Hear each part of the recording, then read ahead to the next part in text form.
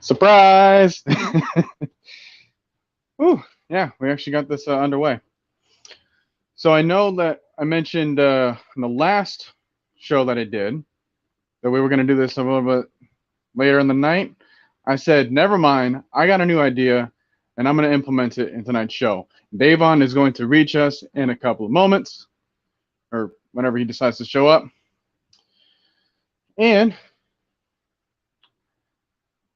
we, as a group, chat, me, Daivon, we're going to be participating in a game show tonight. All right. But before we start with that, oh boy, y'all are active tonight. All right. Let me start off with the real roll call. All right, we got Raymond Elder, Asia Green, got Jamarius 58 Gilliam, we got V, Ezekiel King, Test Sports and Gaming, Floyd Donnelly, B underscore Tuckin 4S. You're gonna have to help me out with that pronunciation. We got Nick Gillen. Let's see who else is here. Tavares Raven, Workflow Dre. I need new names. Luis Valencia. Let's see. Bubba Gump. Clay Melton. How's everybody doing? All right. So yeah, we got ourselves a game show. It's going to be pretty simple, right? It's going, okay, right. It is be tucking fours. There's been 24s. All right, we got Pew TV. What's good? All right, so y'all ready? I'm going to ask you some questions. They're going to be some true or false. They're going to be some yes and no's. They're going to be some pick one of the others. It's going to be good. I'm going to keep this here the way this is until until Daivon shows up. Or who knows? Maybe we all get some else.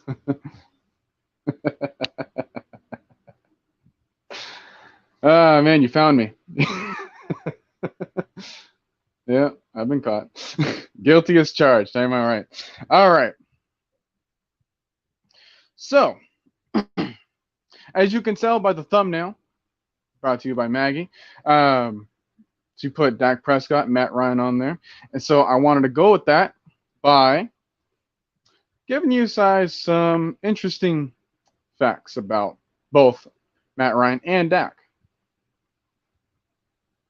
Okay. So I got your name right because of Justin Pugh, the offensive lineman. Used to play for, I want to say he's currently on the Cardinals, but I thought he played for the Giants. So that's how I know about your name. Plus, I used to be like a substitute, not substitute, but like a after school teacher. So I dealt with all sorts of names. All right, so let's get some more. I mean, we got a pretty good crowd already, actually.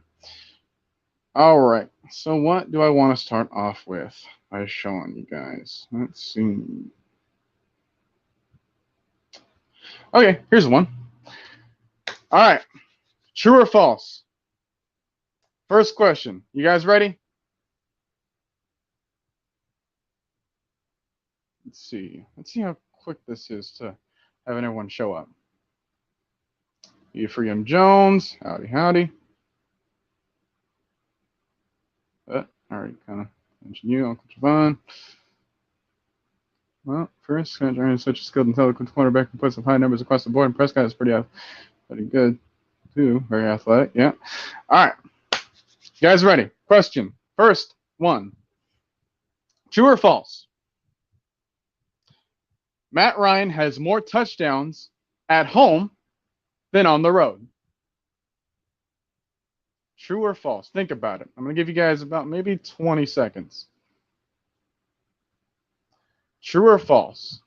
Matt Ryan has more touchdowns at home than on the road. I don't know where Mad Mike is tonight. It might be a little bit too late for them. Okay, now the answers are flooding in. Got some falses, got some trues, got some falses. Mostly false. GG thinks it's true. The correct answer is false. Matt Ryan has more touchdowns on the road than at home. So I can't grade everyone's point system, so you're gonna have to keep up with yourselves. I didn't think about that part of the game show. But yeah, I mean, it's true. I mean, his quarterback rating slightly goes down. It was like a 96 to a 92, but yeah, and it's pretty substantial too. So his road passing touchdowns is at 189. His home passing touchdowns is at 173. All right. Well, if you just participate or if you're just listening in, that's usually something I do anyway. So, but yeah, that was something I didn't know before I looked it up. Okay. Next question. Let's see. What are we gonna do here? What are we gonna do here? Ooh. You think I figured this out by now?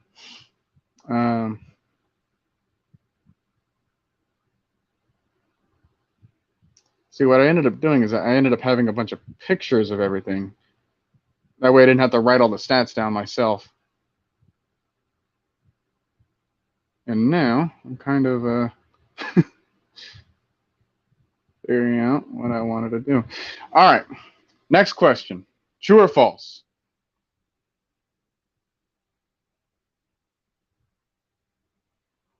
You guys ready? Because I'm ready now. True or false?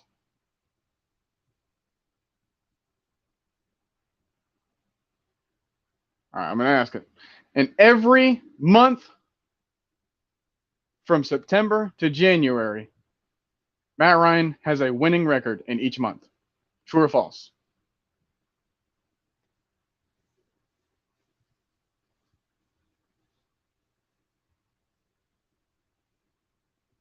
Okay. I just got word that Daivon is going to show up. I think in about 20 minutes or so. All right, so again, repeat the question. Matt Ryan has a winning record in every month from September to January. All right, let's see. GGG says true. Floyd Donnelly says false. Workflow Fraser says false. Raymond Elder says true. You'll say true. Alex says false. Brian People says true. Asia Green says true. I think that's true. Clay Mountain true. The correct answer is true. Every single month. Now we've had about 5 losing seasons. So think about that. All right, let me show you the records. All right, in the month of September, he is 25 and 23. In the month of October, he is 27 and 25. In the month of November, he is 31 and 23. In the month of December, he is 30 and 23. And in January, he is 4 and 2. So he actually gets better as the season progresses. And I think that's still ringing true to this day, which is why I felt to bring it up this time around.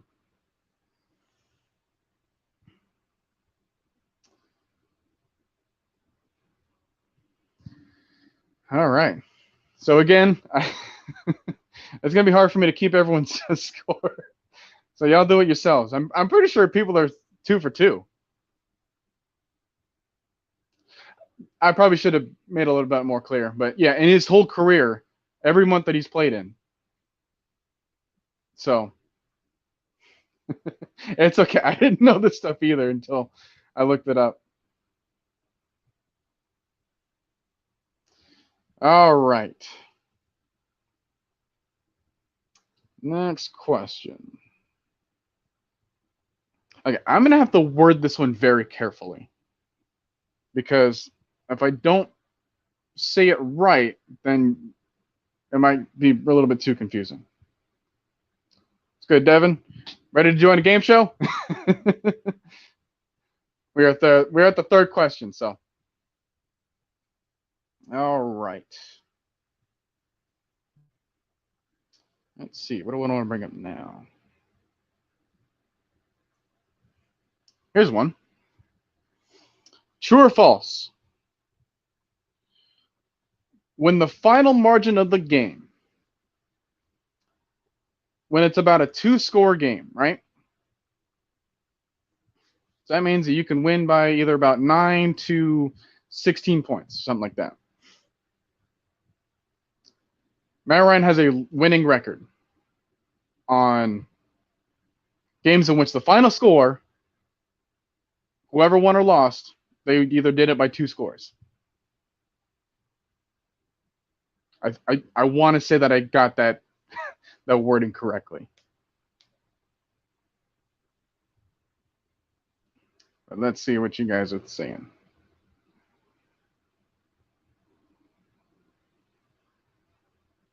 Okay, so we got a false, we got a true.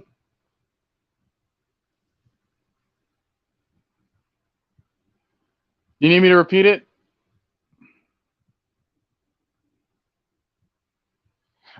It was a bit difficult when I first figured it out. Like, it's an interesting stat, but I don't know how to word it as a question. All right, so we got some falses, we got some trues. Everyone's so flip-floppy. It's great. So it's like whenever Daivon shows up, it's going to be interesting for him to try to be like the audience surrogate.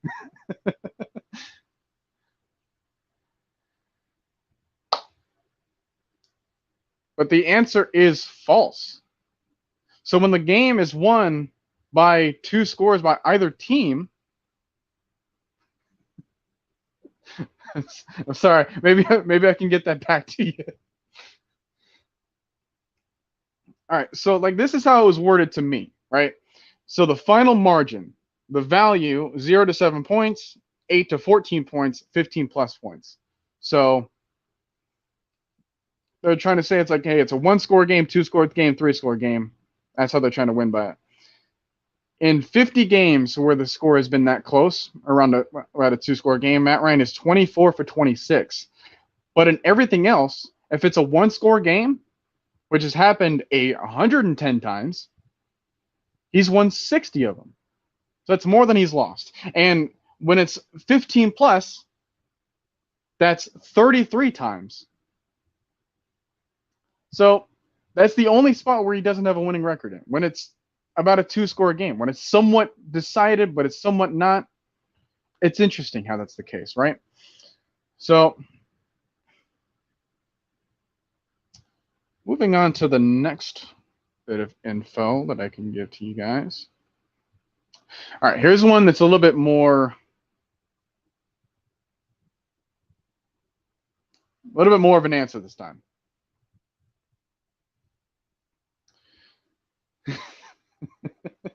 Hey, like I said, I didn't know this stuff either. This is why hey, you are learning. That's all that matters.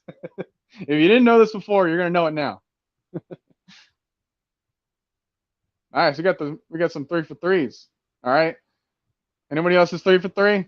Don't lie. I can scroll back up and read your comments. All right.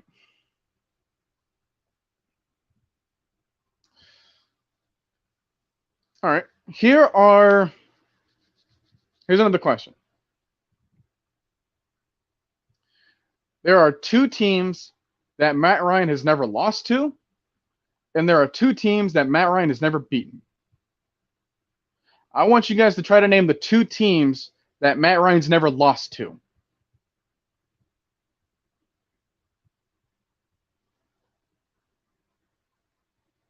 And what I mean, like, out of these games, there wasn't just like, oh, well, he only faced them once and he lost that. Well, no, like, both of these teams are like, actually, all 4 of these teams He's faced them 3 different times. So think about that. Think about the 2 teams he's never lost to.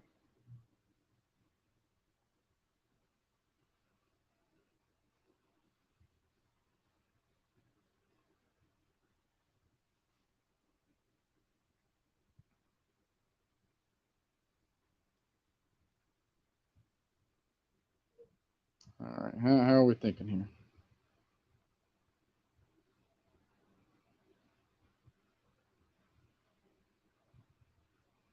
All right. Well, if you know the teams he's beaten, that's going to be the next question. All right, so just letting you know about that. Let's see. So Stealth Model TV23 is thinking Raiders. You're thinking Green Bay and San Fran as the teams that he's ever lost to, right? Okay. Asia Green saying Raiders is 1. You're saying he's never beat the Patriots, never lost to the Bills, never beat the Pats. You're saying Raiders in Denver, beat the Bills. Don't know.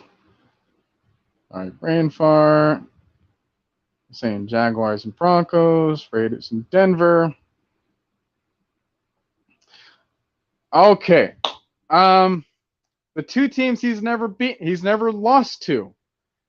You guys have said it, but you never said it in the same comment, right? It was the Raiders and the Jaguars. Faced those teams 3 different times, never lost to either one of them.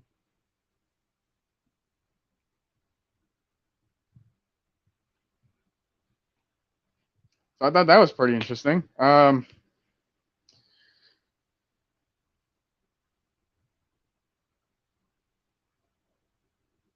Space Beer, how's it going? Feeling confident about tomorrow night? About tomorrow morning? I like it. I like it. Oh yeah, by the way, we should be getting Daivon in a couple of minutes. It's at least what he promised me. Prove it. How's it going? Hey, whatever system you want to go by. All right. So one of them was already kind of revealed. What was the other team that Matt Ryan never beat? The first one was correct. It was the Patriots, all right? So you can stop saying that team. We'll save that for next week where he can win there. What was the other team he's never beaten, though?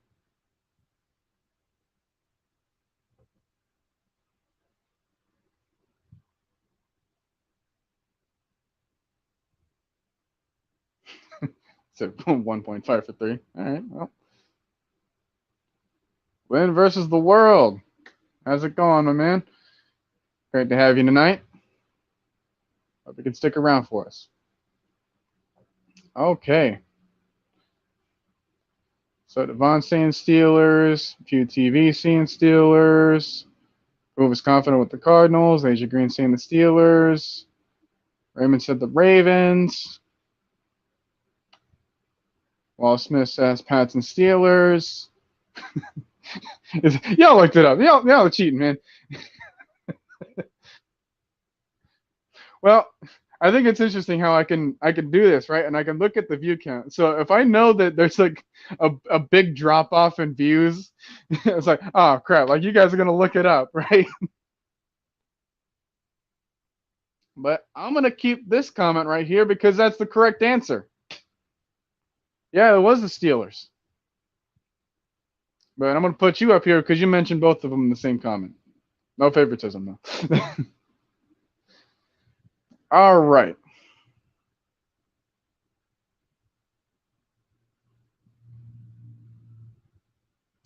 Next question.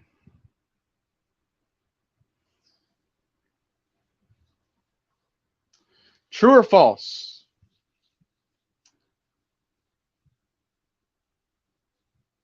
All right. True or false? Matt Ryan has a losing record on the road. I know we said he's got more touchdowns on the road. But does he have a losing record on the road?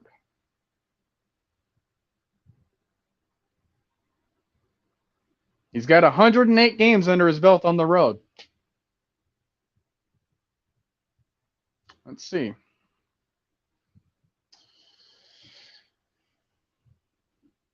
All right, so what are we thinking here? Oh, a lot of falses at the gate. Raymond, this is false. You say false. You say false. You say false. You say false. You say false. You say false. You say false. Well, I hate to break it to you. It's a trick question. He's actually tied. 108 games. He has 54 and 54. That's the only thing he's actually had a tie in. Other than that, Matt Ryan's also never been involved in a tie. Been around since 2008. Never been involved in a tie. Well, that was pretty interesting. All of the games that Matt Ryan's played has been decided.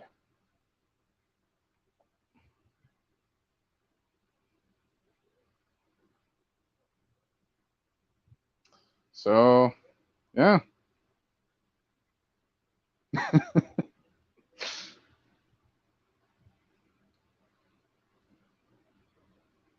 Yeah, we got quite the reaction for that one.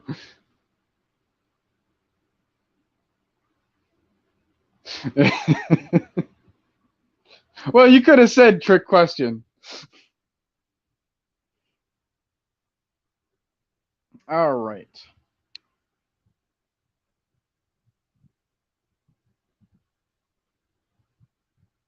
I don't want to ask too many questions right now because we should be expecting Daivon at any moment, and we got that part of the stream as well.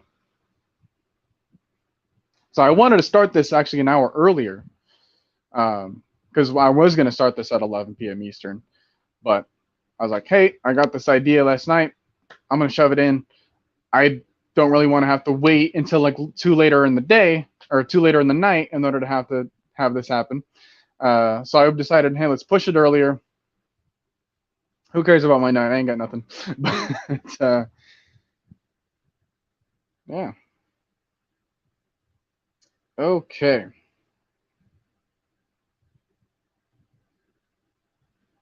Let's see here.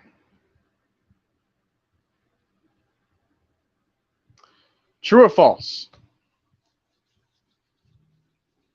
True or false?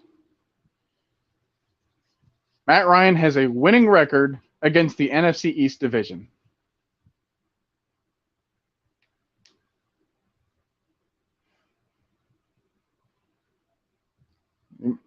Maybe you can get this right then. How's it going, Dirty Birdie?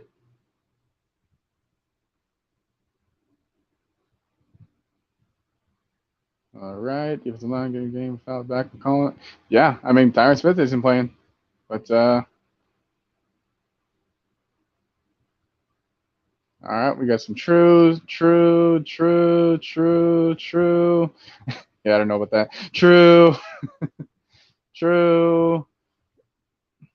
Okay, you said true first, all right, so I'm going to call that.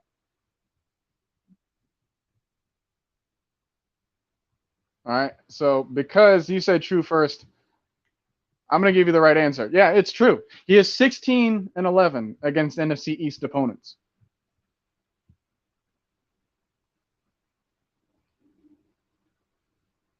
How's it going, man? I think we have a losing record this year. We're 4-4. That's not a losing record.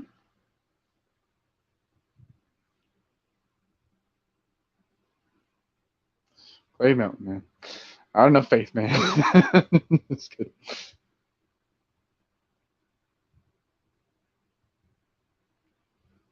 All right. Let's see. What else do we have here?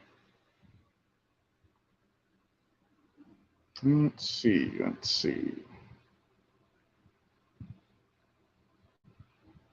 This should be interesting.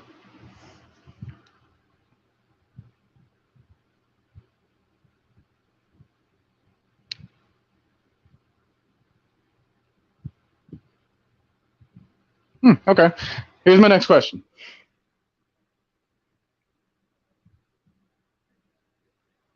True or false?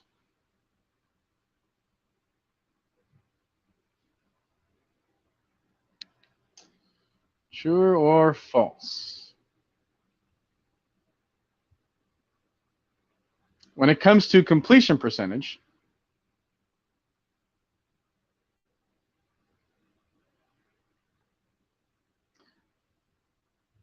Matt Ryan has had a better completion percentage 7 to 9 yards away from the first down as opposed to closer to the first down. That may be a little bit tricky, but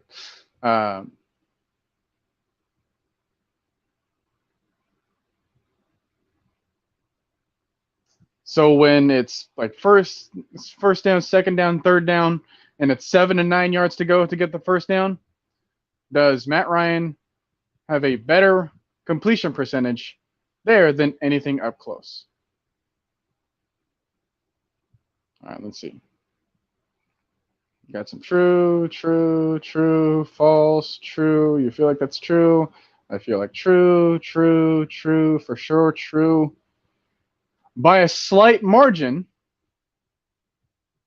true. By a slight margin, it is true. When it's 7 and 9 yards away from the first down, he's got a better completion percentage than when it's closer. Yeah, you do. Yeah, you seem to know your quarterback now. We're all learning now. We got Maggie T in the building. Make sure everyone sends her some love.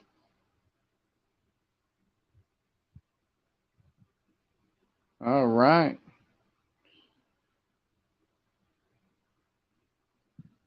Okay. I mean, if you guys want to submit some questions in. So Daivon asks, what Matt Ryan's record in spotlight games? So Thursday night games, Sunday night games, Monday night games, and the playoffs. Well, interestingly enough, I can't really count it as a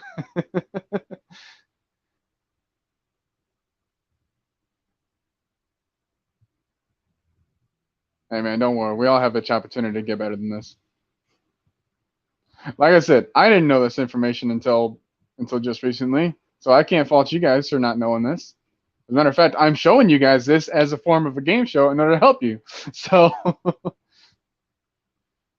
if you sucked before then, well, you're doing a lot better now. All right, so Matt Ryan's record when it comes to spotlight games.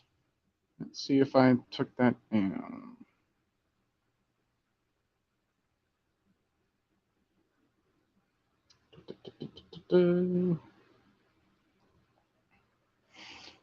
All right, so in totality, he has played in 13 Monday night football games, 12 Thursday night football games. I can't tell Sunday night football games because it's been kind of split like that. I know that he's played in 34 night games. So for what that's worth. All right, so night games, I mean, those are usually broadcast, right? Those are usually considered prime time. That kind of falls in the Thursday night, Sunday night, Monday night. Playoffs, I know he's 4-6, which I know what you're thinking. Well, that sucks. Well, hey, that's a better record than the playoffs than Warren Moon. So all the late games, he is 19-15. So yeah, he does actually have a winning record in spotlight games.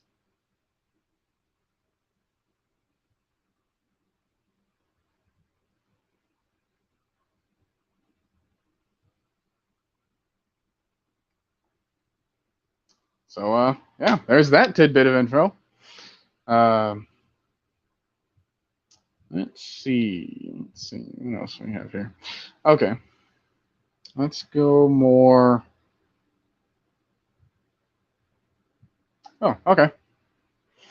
So Matt Ryan has faced the Cowboys a total of 6 times in his career.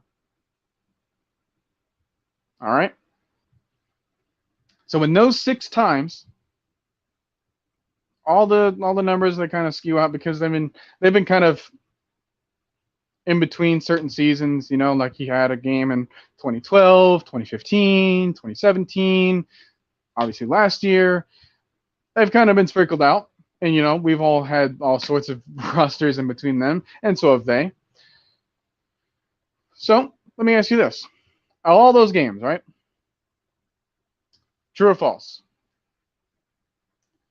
Matt Ryan's quarterback rating is over 100 all time against the Cowboys. I will admit he's 3-3 against them. But does he have a 100+ quarterback rating as his average against the Cowboys?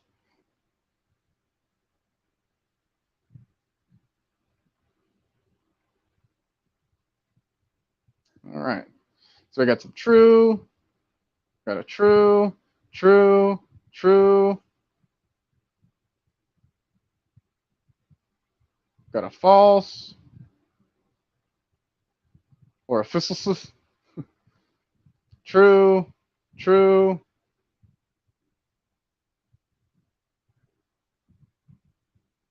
You're saying 90 something, so you're kind of leaning towards false. True. True. Nah, false. Nah, Pew. It's true. By a small margin. It's 100.6. 100.6 in those matchups against the Cowboys.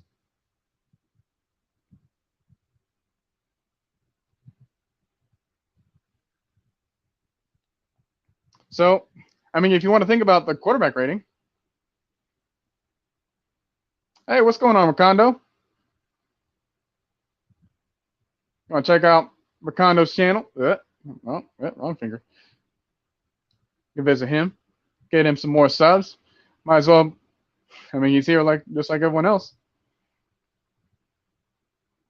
Yeah, I mean, so about that, right? He's got a lot of games against matchups against opponents like that. He's got 1, 2, 3, 4, 5. Yeah, 5 teams. He actually averages over 100+ quarterback rating. It's 5 teams. I'm not going to tell you to guess those 5 teams because that is just way too hard of a question. But yeah, at 100.6. Oh.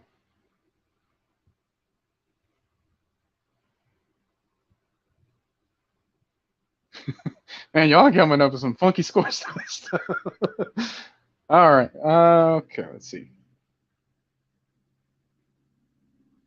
Oh, yes. my favorite narrative to debunk. True or false? True or false? Matt Ryan has a losing record outside of a dome. So when he plays outside. What? Speaking of outside, I think we got someone on the outside looking in. Okay, now Here you are now. There you go. Hello. Hey, welcome. How's your night doing? It's good. Everything's going good. You doing the true or false thing? Yeah, and so the question that I just asked was true or false. Matt Ryan has a losing record when not playing in a dome. What is your stance on that? You can look at the chat too. Feel them out.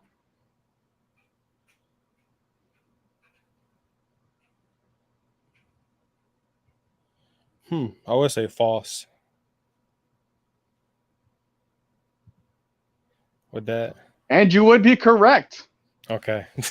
In 77 career matchups outside of a dome, he is 40-37. Wow. So that does count when he was in the Georgia Dome, right? Well, anytime the game is happening outside. Okay. Okay. So I was weird because we So were talking about our think stadium. like It's like inside, outside. So the roof being open doesn't change it. no. Okay. Okay. So like much like if he goes to Dallas or like Arizona, Indianapolis, Okay. Houston, they all have that kind of same like open-ended portion Okay. of the thing, but they're still considered inside stadiums because they can kind of control the weather a little bit more. Yeah. Okay. Matty But Yikes. yeah.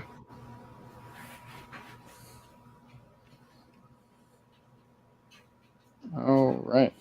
Stone Decatur, welcome. It says that he throws 50% more touchdowns in a dome. Oh, that's good to know. Good to know we still playing one and our opponent is on one. Warfield Dre asked a question. He said, "What is Matt Ryan's record in the state of Pennsylvania?" Oh, that's So that's like against Philly and against Pittsburgh. I remember last time we beat Pittsburgh. Really? Yeah. When? No, I say I don't remember last time we beat Pittsburgh. Oh. Is that? Well, because that was one of the trivia questions. Is that Matt Ryan's never actually beaten the Steelers?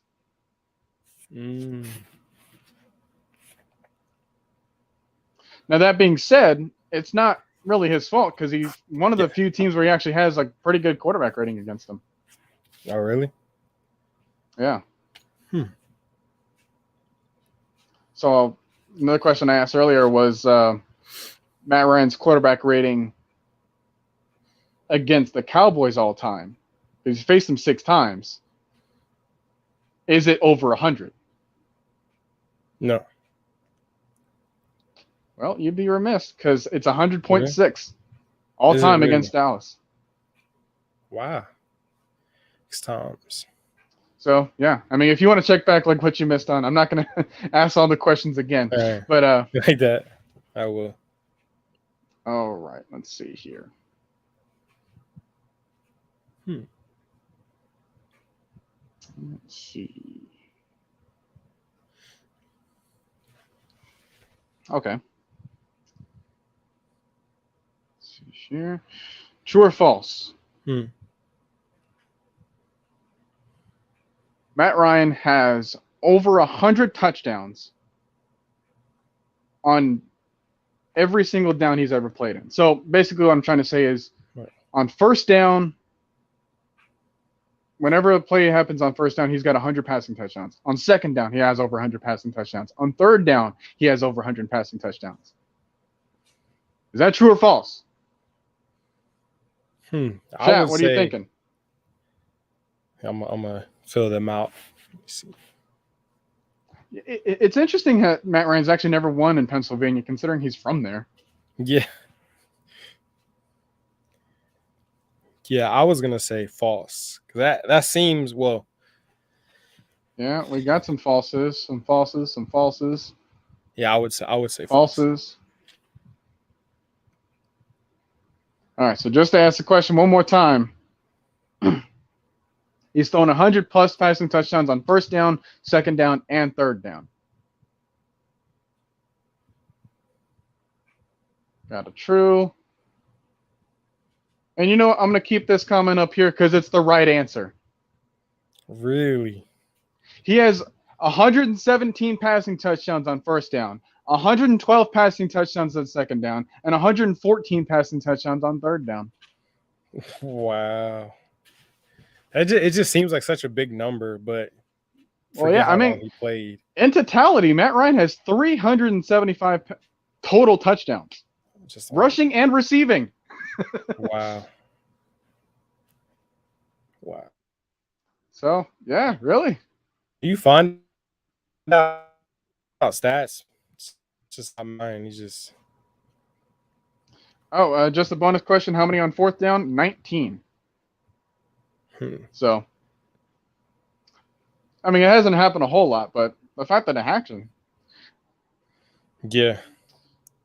Okay. Let's see here. Okay, here's one. Floyd said trivia is not my thing. Yeah, trivia is hard. Well, I'm trying to make this like as simple to answer as I can possibly make it. Yeah. Okay. True or false? When Matt Ryan has more than 2.5 seconds to throw, his completion percentage increases.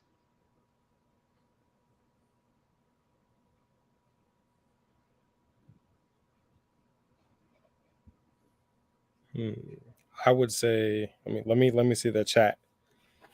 I'll fill them out too. I don't think it's developed yet. Right. Still waiting on their answers. So when he's got more time to throw than average, does his completion percentage increase? See, I would say false, just because. I don't think he's had a lot of time to throw most of his career. So. Okay, so he's saying true. He's saying false. He's saying true. He's saying false. He's saying true. Andrew G saying true. We're gonna get to them in just a moment. I'm just gonna switch over to Dak Prescott. So he's saying true. He's saying true. He's saying true. Answer is false. Yeah. Sorry. But it's interesting because when he's got less time to throw, his completion percentage is 70.84.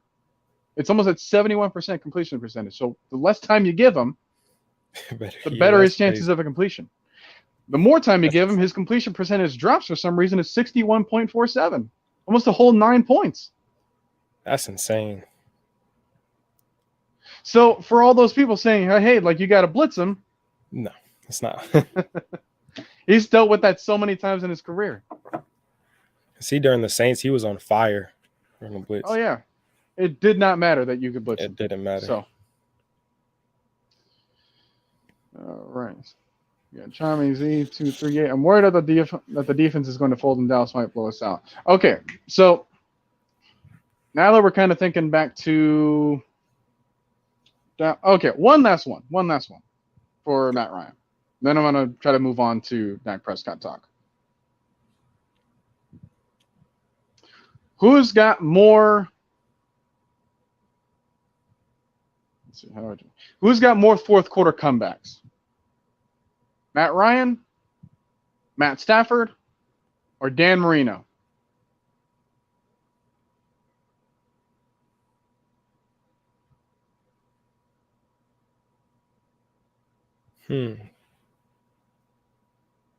I think Matt just went ahead, didn't he? I think either that or remember, fourth quarter comebacks and game-winning drives are different stats. Okay. So fourth quarter comebacks are basically like when the game or when the fourth quarter started, the Falcons were down when they won the game. Okay. Yeah, I would say Matt Ryan. Okay, what's everyone else thinking? So they're thinking Ryan. I don't know what you just said there. Matt Stafford, Ryan, Matty Ice. Want to say Stafford, Ryan, Matt Ryan, Marino, Matthew Thomas, Ryan, Marino. Trick question. They're tied at 33 apiece. See, that's what I was going to say. I didn't trust myself. Yeah, they are tied 6 all time. That's insane.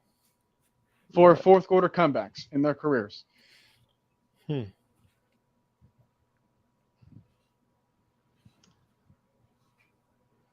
when I found this out, this isn't Matt Ryan or Dak Prescott related, but I just wanted to throw this little question out there. Who's got more game-winning drives, Aaron Rodgers or Andy Dalton? If it's Andy Dalton, I swear. Yeah, they're also tied at 27. What? Yeah, that. See, these things make my mind. It's interesting. That is. You realize that Russell Wilson has one more fourth quarter comeback in his career than Jay Cutler.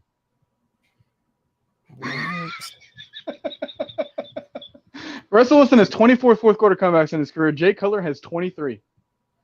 That's insane. The things you find out.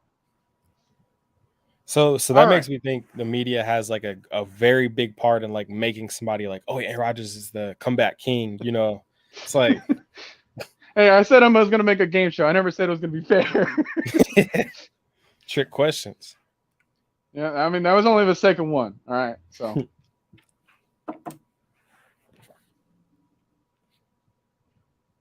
Okay. So, Dak Prescott has faced our team 3 different times. It's a single-digit number. It's a number that you can actually count on one hand. How many passing touchdowns has Dak Prescott thrown against the Falcons? I would 7. Okay, so locked into that answer. Mm-hmm. 3 different times. Going for 7 touchdowns. What's the chat thinking? Because I'm going to try to wait for their response. 3, 5.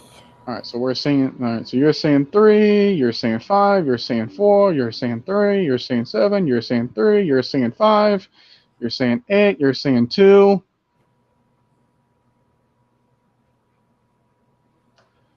Well, call me crazy. He's only thrown 1.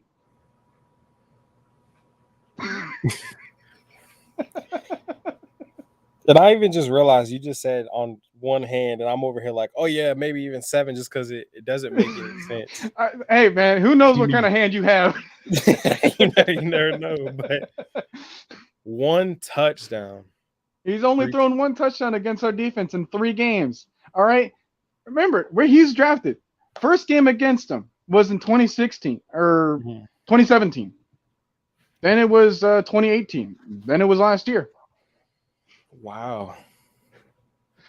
Yeah, those 3 games only had 1 passing touchdown against us. But then the other question is going to be this one. How many rushing touchdowns does he have against us? Okay. Also, you can also count on 1 5-fingered hand. Yeah. Oh yeah, 4. All right, so you're going to be locked in at 4. Mm-hmm. Logan, if these are fake stats, you can look them up for yourself at profootballreference.com. Yeah, I'm not making any of this stuff up. Surprising stats. No. All right, so what's everyone thinking? So you're saying 3, you're saying 1, you're saying 4, you're saying 4. You're saying 3, you're saying 3, you're saying 2, you're saying 0. He's got 5. 5 rushing touchdowns against us. Wow. So, and before I get anything about like, well, thumb doesn't count as a finger, I don't want to hear that right now. So, yeah, he's got 5 rushing touchdowns against us. Another fun fact about this answer. He's got more rushing touchdowns against our defense than literally any other defense he's ever played.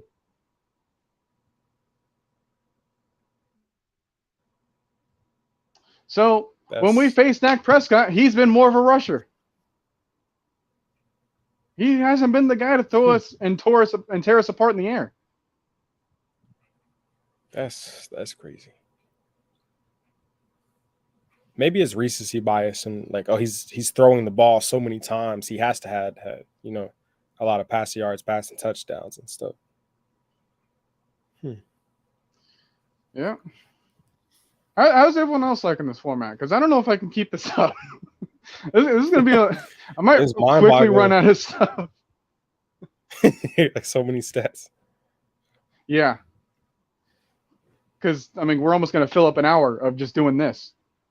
And I don't know if I can keep that up and keep talking about Matt Ryan or whatever. Yeah, that was something else I found interesting. All right, let's see here.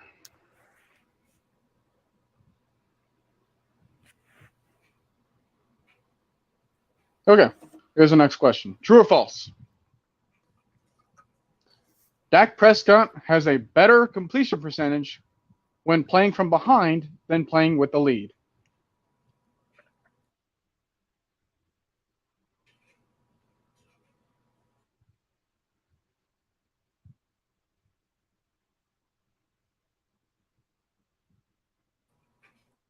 I would say Your camera behind. free? Oh.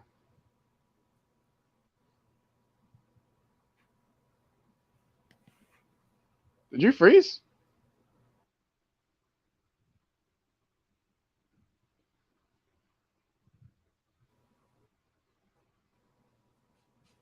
Yeah, we're good. Okay, there we go. All right, so we're saying true. Thanks for the I would input. say We're saying behind. true, true, false, true.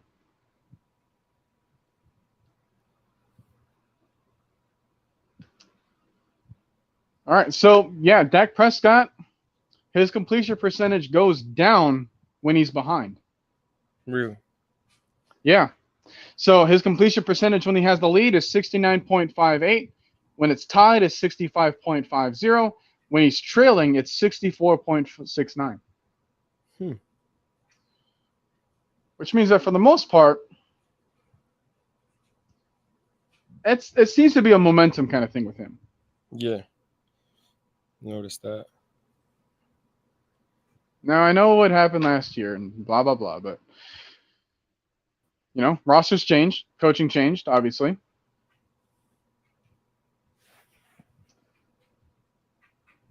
And hey, like what matters about the game show isn't that you necessarily lost, but it's that you're learning. Yeah. So I just want that to be clear, all right? Don't beat yourself up over not knowing this stuff because I didn't. And thankfully I get to be the host in this situation. Okay. I think I was like one of 6 since I jumped on. It was not good. All right. Did you hear the Julio news? He's on IR. With a hamstring? Yeah. Mm-hmm. Because I saw him on because I had to drop Robert Woods for my fantasy team. Mm-hmm. And I was looking for another wide receiver to pick up, and then I noticed him on IR and the available wide receivers list, and I'm like, oh hey, look at you doing so much better with the other team, aren't you? Yeah, it seems we got that second and fourth round pick at a good time. That was a freebie. Yeah. That was a freebie. That thing. So, okay. Here's another one. All right, true or false? All right, let's see. How do I want to do this? All right, Dak Prescott has a better completion percentage in no huddle situations than when they're in a huddle.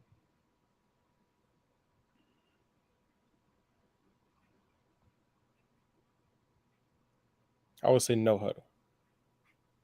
Better completion percentage? Mm-hmm. All right, what's everyone else thinking?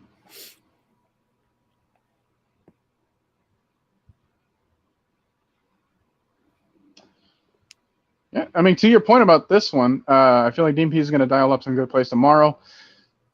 I watched the Denver game earlier, and Denver didn't do anything fancy. Really? As a matter of fact, they basically ran the same defense like the whole game. It was Dak Prescott never seemed to recognize it. Wow. All right, so we got some true.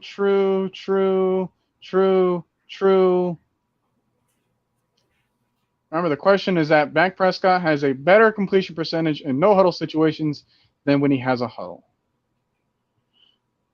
Ryan his boss when running no huddle. Yeah, that's definitely true. All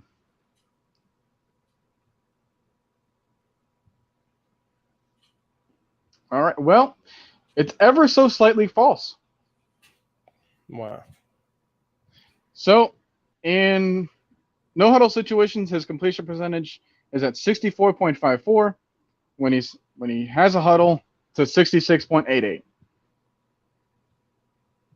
There's I didn't know if I should mention these two things together because the sample size isn't really it's not really favorable, but he's got 300 attempts. He's got over 300 attempts in no huddle situations, and he's got over 1,500 attempts in a huddle situation. Yes. But the fact that they're the same or pretty similar, I mean that's kind of safe for something, right? Mm-hmm. Yeah. All right, Logan Bird, just for this one, true or false? Who gives up more passing yards this year, on average? Falcons or Cowboys?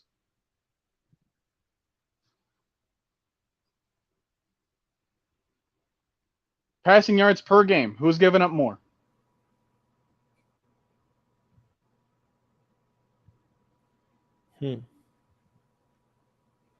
What's your answer? So you said who's giving up more? Yeah, this season, when you look at the passing yards per game, who's giving up more passing yards? Cowboys or Falcons?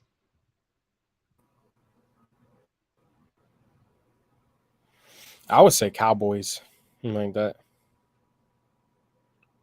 All right, let's see what everyone else is thinking. They're saying Cowboys, Falcons, Cowboys, Cowboys, Cowboys.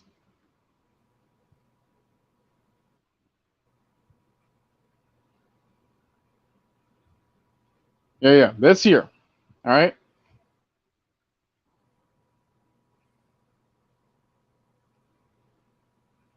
Yeah, let's hope this one. I really don't think he could throw. I mean, like the way to beat this team is not through the air, as we've seen. Well, yeah, it's the Cowboys. And it's almost not even, oh, geez. And it's almost not even close. Really? Yeah, so Falcons, on average this season, has given up 235 passing yards per game. Cowboys, 270.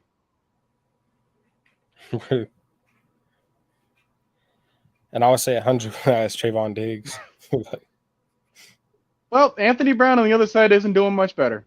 Yeah, both of them, man. Those two corners, let me see if I can ever get my fingers on the screen. Those two corners, as a duo, have given up more passing yards than any other corner duo in the league. Really?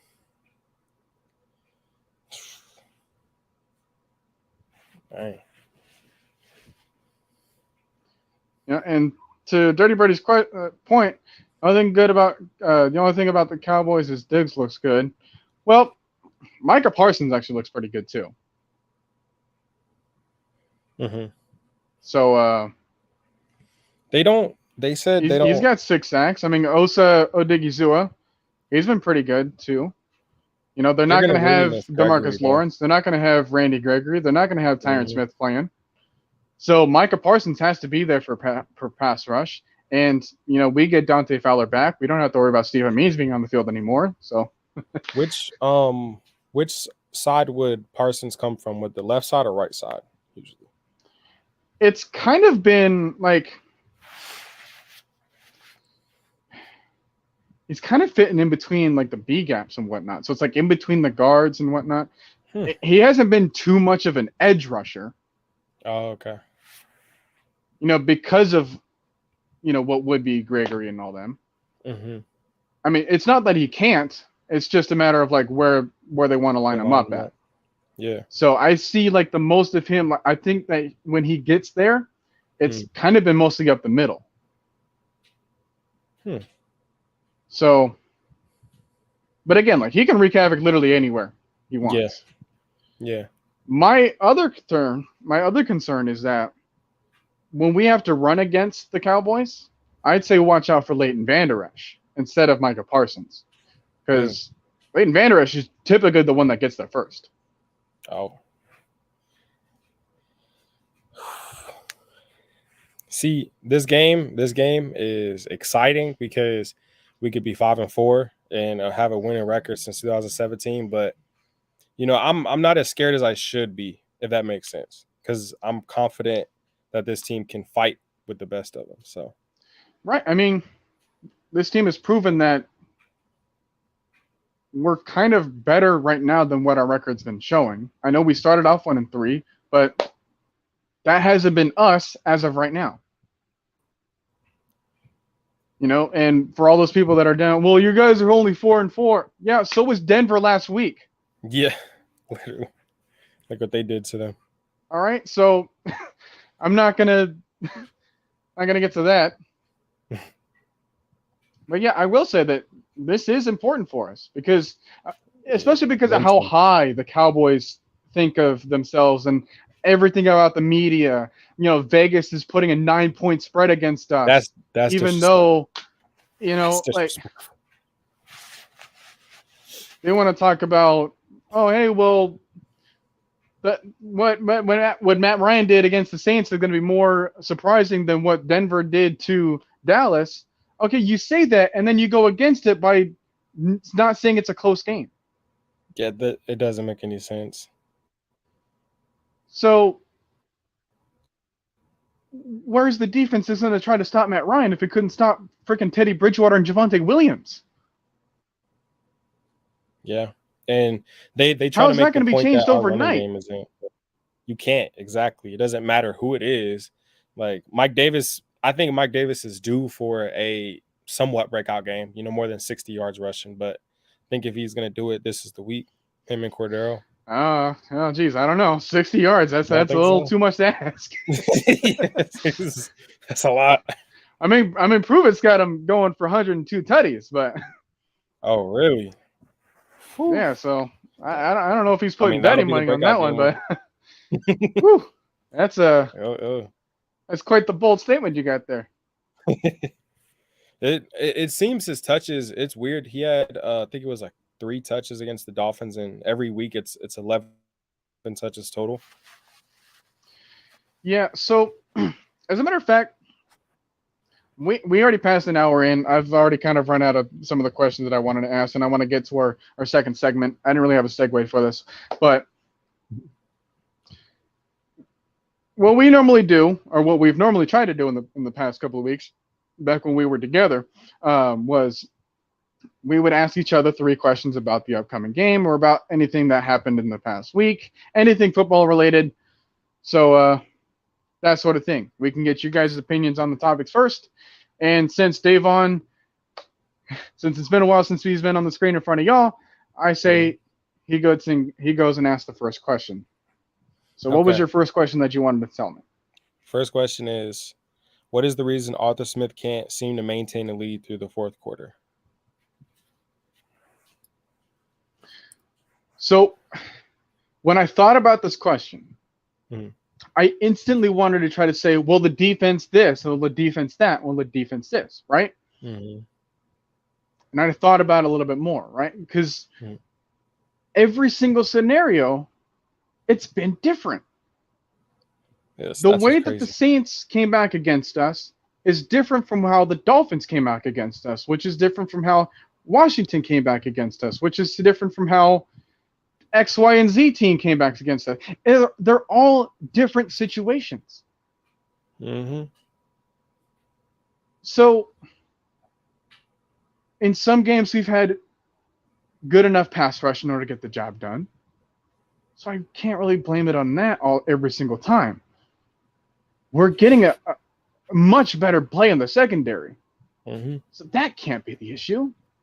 Because that same thing happened against, it's like Washington's game. AJ Terrell wasn't there to play. But he was there against the Saints. So I couldn't say it was that. Do we want to go with momentum? How are we gonna measure momentum here? Yeah. The only common denominator I've seen defined, though, in these types of games, and it's interesting that you said Arthur Smith instead of the Falcons. Because one thing that Arthur Smith specialized in back in Tennessee was establishing the ground game early.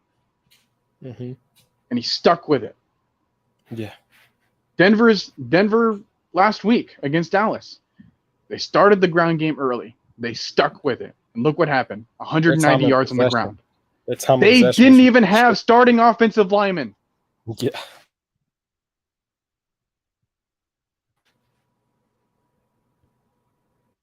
When you establish the ground game early, it changes up your defensive formations. It takes less time off the clock for anything to happen later on in the game.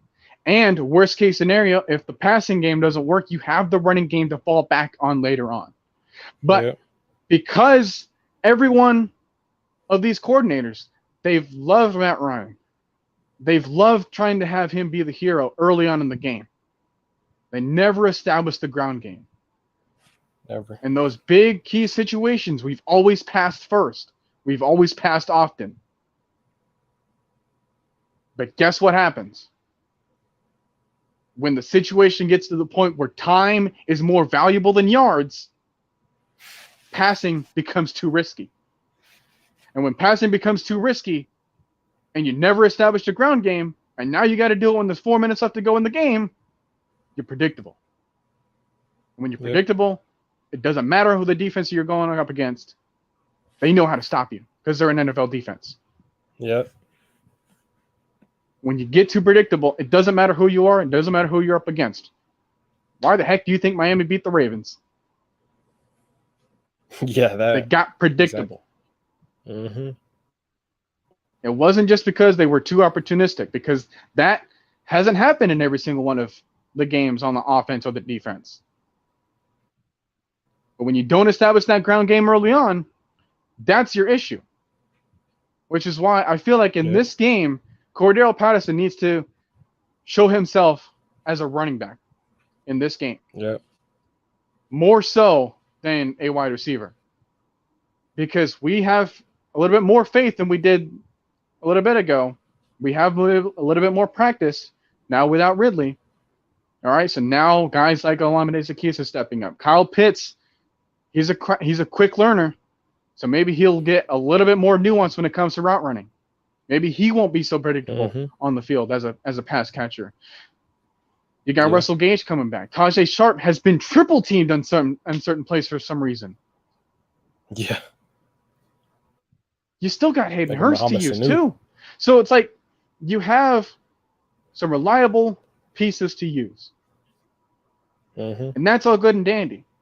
But what needs to be started first? It's not necessarily Matt Ryan every single time, because we know he can get hot. We know he can get hot. We don't have to worry about him having a cold game early on and then him flaking out later on because he couldn't figure it out. It's the ground game. All these top teams in the NFL, they have some semblance of a ground game. Look at the offenses that don't have a ground game. Look at Kansas City, for example. That's why they're putting their defense in bad positions. And the crazy thing about the Kansas City especially is they're going up against defenses that want them to run the ball against them. They are putting 5 guys in the box, and guess what happens? They still pass. It's interesting that Arthur Smith has to still learn to be a little bit more adaptable to the team and a little bit more adaptable to the situation, because stubborn coaching produces losses. All right? I'm going to rip on Kyle Shanahan again. And Kyle Shanahan the most. Yeah. He's too stubborn to change his ways. Heck, right now. Did you know his record was that bad? I did not know his record. You realize he's 1-11 at home since last year? Yeah, that's insane. That is insane. Yeah, good thing I got my tickets to the Falcons game over there early. Because that feels like a guaranteed win to me. Yeah. But yeah, like, when you think about who's got a ground game to fall back on, those are the teams that normally win. Does it matter about the quarter? Does it matter about the running back? Not necessarily. Do you want to consider Darrell Henderson Jr. a top 5 running back in the league? I don't. And yet he's like 6th in rushing. He's like right behind Zeke. Yeah. So these other quarterbacks, they're becoming a lot better because they have some semblance of a grounding game to go back to. And when they get figured out in the passing game and the coaches are too stubborn in order to change their ways because they feel like, well, my quarterback should be better than this, you can't do that. That's why Josh Allen's failing. That's why Patrick Mahomes is failing. That's why Lamar Jackson, Yep. right, last week had failed. Every quarterback's going to have those goose egg of a games because their coach never established the ground game early. But it's interesting to know that Matt Ryan has had those situations happen to him year and year, time and time again. He seems to still be one of those few quarterbacks that don't get figured out.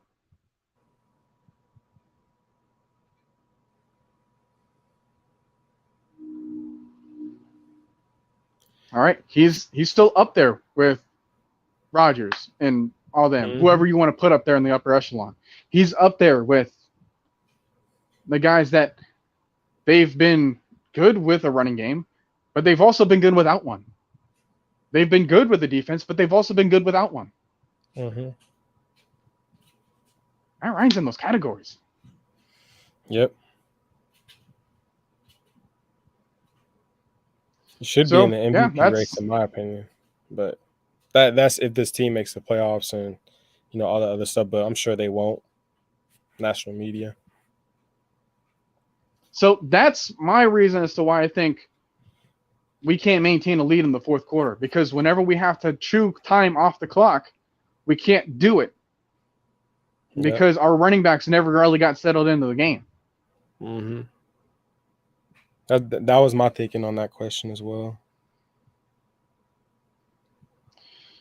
So then my question back for you was, let's see if I put this down.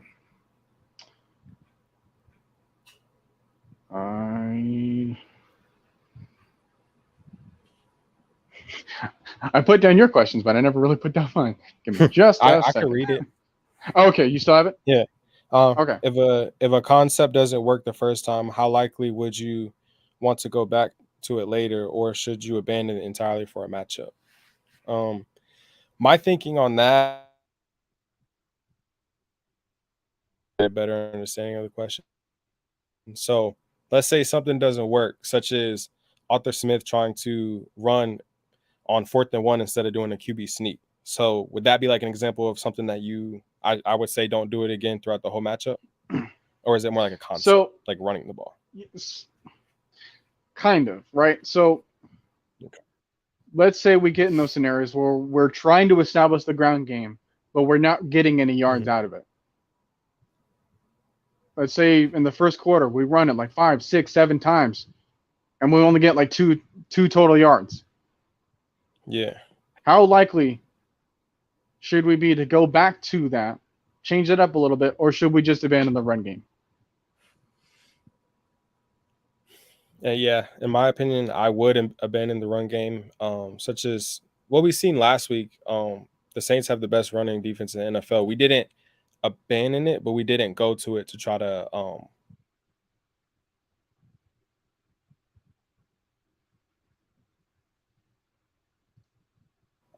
because if you don't, you're just not going to get anything out of it at all.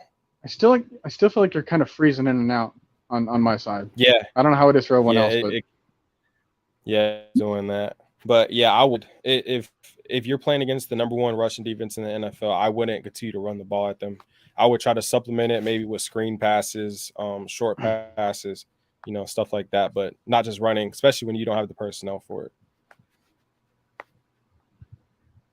Okay. Because when I thought of this question, I don't know why, but I was thinking about a boxing match. I don't normally watch boxing fights, but I think you kind of do, right? You watch a little bit like UFC and stuff like that. Yeah. So when I try to make some sort of a comparison, right? Let's say you meet two, you see a matchup between two boxers. I don't really know names, but let's say that one boxer is really good at punching with his left hand, but he's up against another boxer that has done everything he can in order to protect his right side. So it's like, if that's a strength of yours, I don't say, oh, hey, if I attempt to punch and it doesn't hit, or if he blocks it, oh crap, well, I guess I can't punch him on his left again. I think that you have to do it in different ways. I think you have to change and look for new angles. It's not saying you can't punch him on the left side. It's just saying that you need to do things to get that to work again. So, and back to comparison for football, when the running game doesn't work, I'd say don't give up on running the football entirely, but maybe change up the type of run that you do. So maybe inside zones don't work, but maybe a dive concept does. Or maybe a dive doesn't work, but then a toss play will. Yeah. I'd say you at least figure it out. At least experiment it with early on. And if one gets more success, hey, you crack the code. Yeah. And if they can't stop it because you just out-physical them or out-technique them, I'd say you keep working with it. But if it takes too long to do that, right, like if it's third quarter and you still can't figure out how to run against the defense, yeah, then you can probably abandon it because you're probably losing anyways. Yep. I like that. But, yeah, that was kind of my line of thinking, is that when you have a concept that you want to go into a game with, I was like, yeah, like this is a point of emphasis. We're going to try to run the ball more against this team because we saw some success do it. We have a little bit beefier up in the trenches, and this is the concept that we're going to try to use because, like I said, if they want to stop us, they're going to have to do it the hard way. Yeah. And then they stopped us the easy way. And I was like, oh, crap. Yeah. Well. And that was my thinking as well. Like, I see Arthur Smith do certain things, but you said it right. You should try different type of runs. With him, it's like kind of like the dirt cutter. Let's just run through the middle, see if it works, you know. But you see when he does like half-back draw. Yeah, and it doesn't work. So, yeah, you're right. You should try to supplement it with other ways. But if you give up on something, you're one-dimensional, you know. And like I said, that's why we kept losing. Yeah. That's why, we kept having leads being blown. And that's why, other teams have blown leads too, guys. Yeah. See, that's why I hate I don't know why it's like not. I don't know. Up there. It's the whole narrative that everyone's trying to spin. Yeah. It's like we weren't even like the only team that blew a lead that week. Exactly. But see, that's why I'm kind of glad we blow the lead, but we end it. Like we're like, okay, I'm saying the curse is broken to the point where they're showing us, see, we're going to show you, we're going to blow a lead and we're going to come back and win. See, we never did that before. So I'm hoping that is the way the curse is broken. Hopefully. So you say we never did that 2012 divisional round against the Seahawks. We were up 27-13 in the fourth quarter. They came back 28-27. Ryan had that drive. Matt Bryan kicked it out with 8 seconds left in the game. And then they went for a freaking onside kick. But I digress. Yeah. So.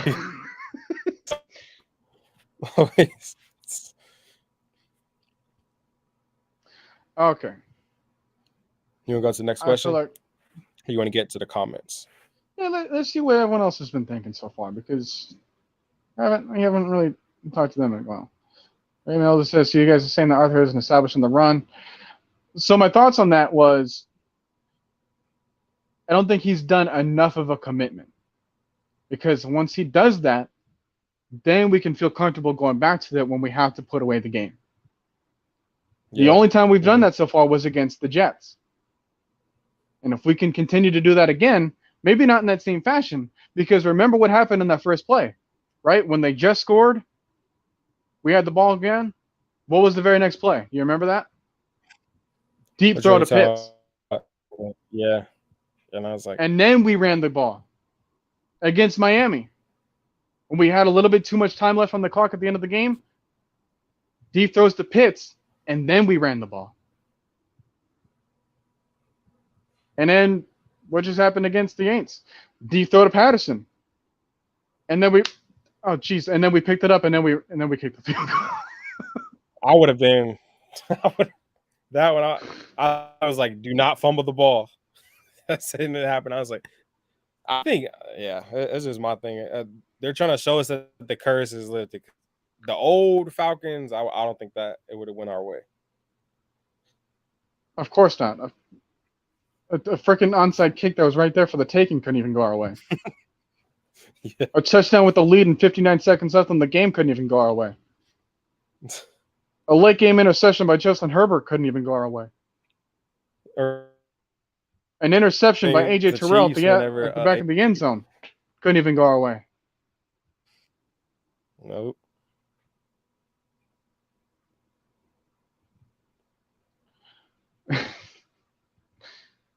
See, I don't know what you're trying to he say just here. said Bro. that. Well, okay. Wayne Gallman, do you think that Arthur Smith is using him for like a fresher running back later in the season? Because when he came in that one game, he was pretty consistent. And I mean, I think the Falcons, maybe a little bit of upgrade from that. All right. Well, Eke Fleet came in, so I knew you guys are going over some things, but at the end, whenever you get a good time, can you give me feedback on one of my football clips?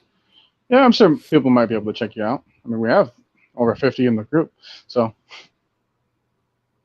I don't know. I don't know how to like completely feel about this, like all the self-promoting kind of stuff, but if you don't do it, I understand how it's like. CK22 says, "Who do you think wins the trenches in this game? Got to think we may use those space heaters after seeing the success they had against the Aints." Yeah, like I said, like they don't really have like their best tackles. Dallas doesn't. Yeah. And if a 7th-round draft pick and Jonathan Cooper could tear up that left tackle, what do you think Dante Fowler could do? I'm so happy he's back. Now, I will say this, though, right? Because Jonathan Cooper and Dante Fowler, they're not necessarily the same type of player. I got that they rushed a little bit better. I don't really know how bad the left tackle was, because if he's a Chaz Green type of player, then that speaks so. Yeah. He's one of my all-time favorite Cowboys. That guy. Yes. That was so enjoyable. So we'll have to see about what we can do against him, because what Jonathan Cooper did was that he had a little bit more of a coverage sacks, but that's not to say that he didn't get there earlier.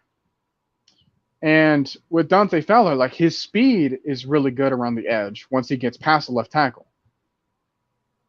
Yeah. And that's something that I saw with, with Jacob Tuiere Mariner before we cut him, and Ogundeji a little bit. Mm-hmm. And I think that Dante Fowler's faster than him. When I looked back at a couple of plays against the Cowboys last year, you realize that Grady Jarrett was like manhandling Zach Martin? Was he really? Zach Martin? Well, yeah, it is Yeah. Grady Jarrett, so. Yeah, they're gonna. And now he's got more. And now he's got more help. He's got some backup. Mm-hmm.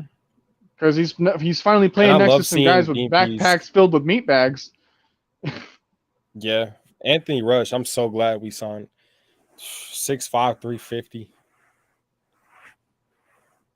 And if you notice, like he was almost keeping up with Steven Means, who was like almost a whole 100 pounds less than him. So yeah. When Steven Means picked up that fumble, he was out trying to block. He likes seeing stuff like that. Yeah, so depends on the personnel if it gives the look they want. That's also true when it comes to around the ball. Harriman Dow, he's pretty confident in our offensive line. Like I kept trying to hear for like what's the media's opinion? Because of course they're gonna be all sorts of skewed, right? But mm-hmm. I don't need to say how many names, but Colin Cowherd is. But yeah, he went straight to say it. He's like, yeah, their offensive line is bad. I was like, oh, I'm sorry. Is Matt Ryan in the top 10 in who gets sacked most this season? No. He doesn't even actually crack top 15. People love to keep the old narratives. And that may be another question that we might have later on in the next coming weeks. It's like how many years is it going to take in order to stop a narrative? Oh my god! Because if it's unlimited, then hey, all the things that we can dig up from other people's past. Like if you're not going to care about what we did recently, why should we care about you then? Exactly. McKinney's saying, I think we ran enough in that game to keep him honest. Well, which game are you referring to? Because Matt Ryan was our leading He's talking rusher. about the Saints. Yeah. Yeah. Matt Ryan juked 2 And I don't even know if Matt Ryan had like 10 yards. So yes. Oh, you're right. He's saying that the way the most people in mainstream media has the Cowboys automatically win in this game, and the Atlanta Falcons may as well not even show up. They're like, it's oh, unbelievable, yeah, like how quickly they forget. They're like, perfect. The Falcons are on now. We're gonna get our darling team back, America's team. So Bruce's got a question. Says, what can we do to improve the middle of the offensive line? In particular, Matt Hennessy. Yeah, I said it. Mm-hmm. Well, my answer is if it's in the passing game, I don't really have to worry about that right now. Because like I said, he's not really getting sacked. And if you give him less time to throw, that's kind of better. But if you're talking about running the ball, well, here's a solution. Don't go at the middle. Yes, exactly. If it's not working, or at least, like, I know that Lee Smith isn't playing in this game because he's out. But Keith Smith, you have a fullback. You have some other people that can chip in up in the middle, help out Hennessy, do a couple of trap concepts where the center breaks out. He's like kind of the pulling lineman. Yeah, the pull. Yeah. There's a couple of those types of plays. I don't know if you guys saw this clip of the Dolphins. They did that flea flicker screen pass. Did you see that? Mm-hmm. That was pretty cool. See, when I saw that, I didn't know it was cool. I'm like, more teams should do that. Because, like, when he threw it back, he was like, okay, that he's going to screen. He threw it back to quarterback. Oh, we got to get him in and throw it back to the running back. I'm like, that actually. And it gives time for the blockers to get downfield. So, yeah. Tony Rice saying, so when the Falcons win tomorrow, I don't want to see people that didn't give them a chance saying anything. Yeah, keep that same energy, everybody that wants to the same energy. Talk about us. Super Bowl last year, stamp that narrative for the Falcons. Well, the Braves removed that stamp for the city of Atlanta. Yep. So we'll see how much this team can actually rally around it. Because remember, I kept saying this for the past couple of weeks. Every team in Atlanta struggled at first. Then they went on a tear. They faced odds crazy. Where no one gave them a chance. Mm-hmm. And I was even seeing stuff about like, Tennessee is going to beat Georgia. And I was like, why are you trying to bring that up? And then like, you're trying to show like a clip from 2016 about a Hail Mary. It's like first of all, those are not even nearly the same teams as right now. So why even bring up that kind of stuff? Guess what? Tennessee never beat Georgia ever again after that. Nope. And the fact that you needed a Hail Mary to do it, well, maybe that win was disingenuous. Yeah, maybe it shows.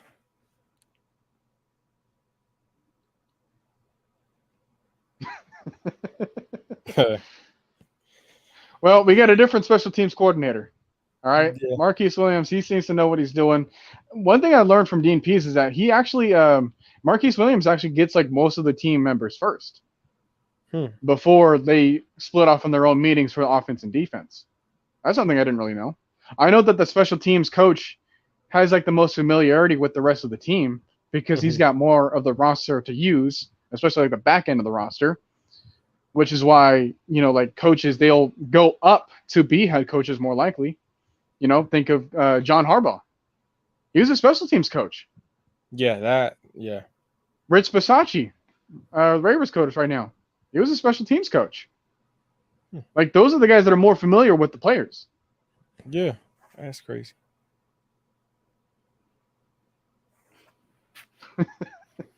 Yeah. Yeah, I don't want to. I was like, why do we keep having him in? All right, let's see what else. Well, Tony, right? Well, you said it. Yes. Oh, that moment when the Jaguars have more playoffs wins than you since 1995. I don't tell Cowboys fans. Oh, well, too bad if they're already listening. Yeah, it's just facts. I was saying I'm not worried about a D-line, especially, like, we got those people that, like, when you go to, like, create a character in Madden, you just, like, pump up the weight all the way up. Those are 2 defensive linemen now. Yeah, I'm happy. Only thing good about Dallas defense is that they have more turnovers than we do, but we actually rank higher than the Dolphins defense. Yeah, like the turnover margin, like it's crazy because we are -3 in the turnover margin, which isn't terrible because obviously we don't get a whole lot of turnovers on our defense. We're more of a bend don't break, but I'd rather be a little bit more opportunistic. Which is why, like we technically don't have a whole lot of turnovers on our side. I get that a lot of the numbers for like interceptions can be skewed because whatever the heck happens to Matt Ryan whenever he throws a pass that against certain people in defenses, they just don't seem to go his way sometimes. Yeah. But all that being said, like the Ravens have the same turnover margin as we do. Bengals are -4 because Joe Burrow throws as many picks as Sam Darnold this year. Not even kidding. That's crazy. And the Chiefs have a turnover margin of -9. How the heck do they still have a winning record? Luck. Put that in perspective. The Minnesota Vikings have a +6 in turnover margin, and yet they're still 3-5. Or 3-6, whatever.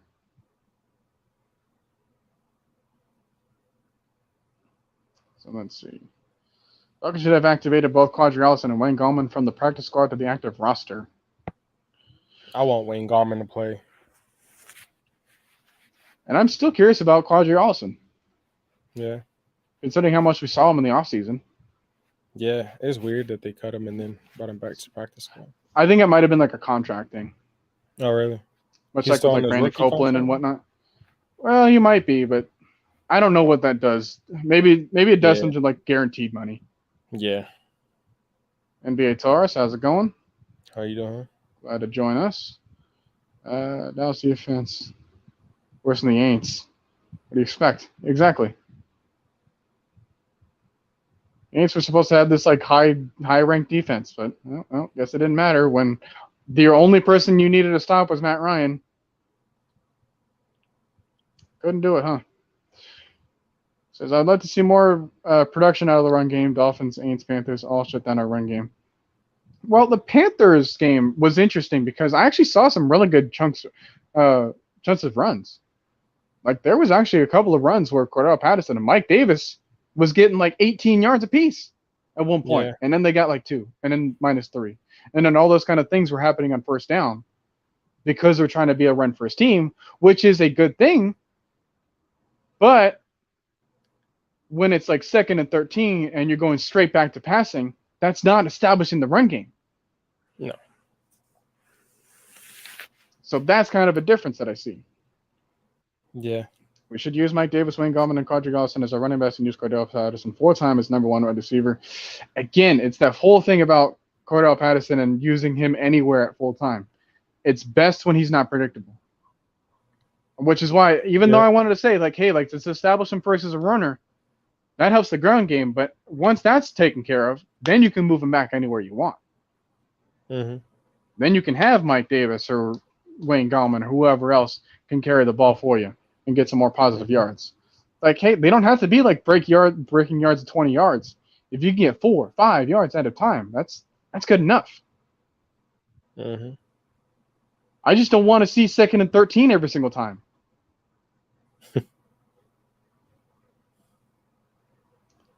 So, let's see. Arthur Smith's used to Derrick Henry running it, so he doesn't have to switch it up. Yeah, that's kind of true. Yeah, he gets better as the game goes.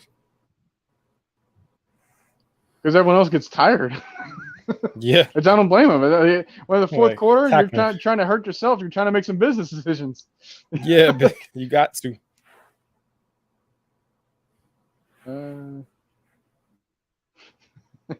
We're going to see Josh Rosen in the fourth quarter because we run through Dallas no sweat.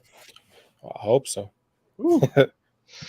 just know, man, that we have people that we got these receipts, guys. Yeah. Chaz from Claire, how's it going? I think I said your last name right. Correct me if I'm wrong, though. I was sick thinking they let Austin go. They need to give him 4 more reps. Yeah, I mean, anyone really to spark up that run game is going to be good enough for us. It doesn't matter who it is because, well, like I said, whether it comes from Cordero Patterson or whether it comes from freaking Matt Ryan, it does not matter who establishes the ground game as long as it gets established. Yep. So now that we kind of caught up with our chat, what was your next question for me? I think it was kind of already answered. So if you want to move on to your third question, that'd be better. Yeah. If you had to add one weapon on this team, offense or defense, what would you add to make the biggest difference? So my follow-up question for that is, does it have to be current or active? Oh, yeah, current. Or current or past? If you have an idea of who like free agents are right now and who are out there, like who would you add? Okay, well, as far as the free agency pool, I didn't really think of that. But if I wanted someone present, in my own, in my old altered reality, give me a healthy Isaiah Oliver back. Yes, a slot cornerback is important. But just in case, if you were thinking like all time or anywhere in the past, I was actually thinking about the running back position, just like we mentioned. Yeah. So, because of the biggest impact and what I said before about establishing the run game and making sure that we don't have to worry about it in the future later on when we have the lead, but we can't give the game away, I need someone that gives me yardage no matter what. Yep. Now, I can name any sort of list of people, right? And I can get flack for not seeing the other type of person. But I am all about giving some appreciation to some people that haven't really been talked about in a while. So while Raymond Elder says Michael Turner, I was going to go another Falcons running back from before that and go Jamal Anderson. Jamal Anderson. Okay. Because he was the one that got a lot of carries, always moved forward, gave us the energy early and later in the game. Yeah. I like that one. So if I wanted to bring someone back in their prime, give me 1998 Jamal Anderson. Okay. Hey. We got a $1.99 super chat from Jay. You want to go ahead and say his name? NX Limit TJ. All right. This still the Falcons season. Thank you so much. Yes, sir. Appreciate that offer. Yeah, you were saying Michael Turner as well. Yeah. Okay, so Jazz is saying Tevin Coleman. Daivon saying T.J. Duckett. Eric saying Warwick Dunn. He'd be a great person to have. Mm-hmm. Yeah, he was nice on and off the field. Snelling? Yes. He was like a do-it-all back. One of my favorite memories about him was, obviously, I really can't go back to this game and watch it with any sort of happiness. But at the time, the last game at Candlestick Park when we were facing the 49ers in the 2013 season, we needed an onside kick, right? And we got the kick, and it rolled in between a couple of 49ers legs, and then Snelling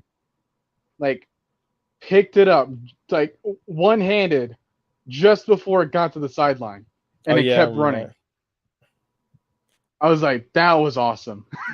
He was just an impact player in general. That was crazy. Yeah.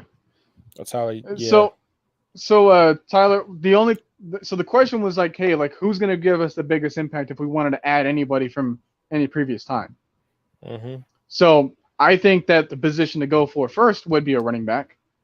because of everything that I mentioned before about having momentum, having energy, making sure that the running back that you choose always gets you forward yards is tough to tackle, but is also durable enough in order to handle a bunch of carries. Mm-hmm.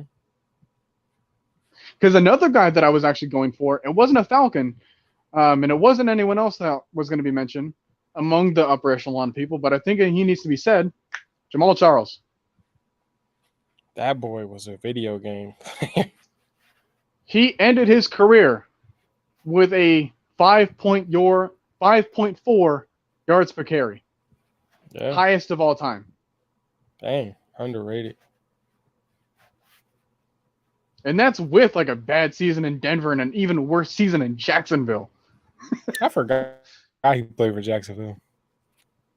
Well, I don't blame him because he was only there for a couple games. So Brandon Cahoon saying John Abraham, he'd be a beast. Oh, I missed that one. To have him back, man. Having either him or, Patrick Kearney before him. Having Chris Draft, who was just a bullet. I think we're already taken care of, but Grady Jackson back in the day, he was a wall. John McKimmey said Brent Grimes. I was thinking about him too. That boy Brent Grimes. Julio Jones. I don't care what y'all say. A healthy Julio. Well, I mean, we're looking for biggest impact right now. I understand prime Julio Jones is what you want, but we had prime Julio Jones. Yeah, we did. We went 8-8 with it because that's all Kyle Shanahan wanted to do. Throw to Julio. Yeah. Yeah. Can't go wrong with that. Deion Sanders. Aaron McDowell saying Roddy White. It's nice to know that he's still kind of on our side and just kind of giving us a couple of chances at the Aints. Yeah. Harry Douglas is also still on our side as well. Mm-hmm. Always defending Matty Ice on the ESPN. Always. Much to no avail, thanks to anyone else that wanted to just bring him on just so he can be a laughing stock for anyone else. But, hey, you got our respect, even though you went to Tennessee as well. Yeah. Having Dontari Poe back would be awesome. Maybe throw a couple touch passes. Yeah, a couple touch passes. Let him block on the goal line. I don't even know. It says, do you think the Mike Davis experiment hasn't been going well in rushing production because some of the poor run blocking of Mike Davis himself? I think it's a combination of both. Your thoughts? Well, my thoughts is that it's kind of neither. It's just we run at times where the defense expects us to run. Like, literally. Because we're so predictable on first down running the ball first, I get that's what you want to do. But you got to move the ball first and then establish it first. So it's like, hey, if you want to establish the run, maybe do it on a 2nd and 1 instead of a 1st and 10. And they do it that way on you're not putting yourself in a hole. It's crazy. Exactly. So that's why I don't think it's just because that it's Mike Davis's fault that he can't find the open lane. Because like I said, when he can, he actually does. He still kind of has a problem with slipping, and obviously we saw what happens when he doesn't have the best grip on the ball. But I say that you put anyone in that situation, they don't really do much better. Yeah, it's not his fault. Erickson, Vic. Having him back. I mean, you put Vic on there, you're removing Matt Ryan. You know that, right? But I think it would be fascinating to see what Prime Vic could do. Yeah, that's the good. I want to see what he could do in this time. Because I'm not trying to bash him. He's what made me a Falcons fan. Yeah, me too. But I also know what the present quarterback has given us. All right, so also I need to know if we are doing current league rules, the rules from where these guys played. However you want to answer the question. Yeah. Yeah. Okay, D'Angelo Hall. Hey, did you see that trailer?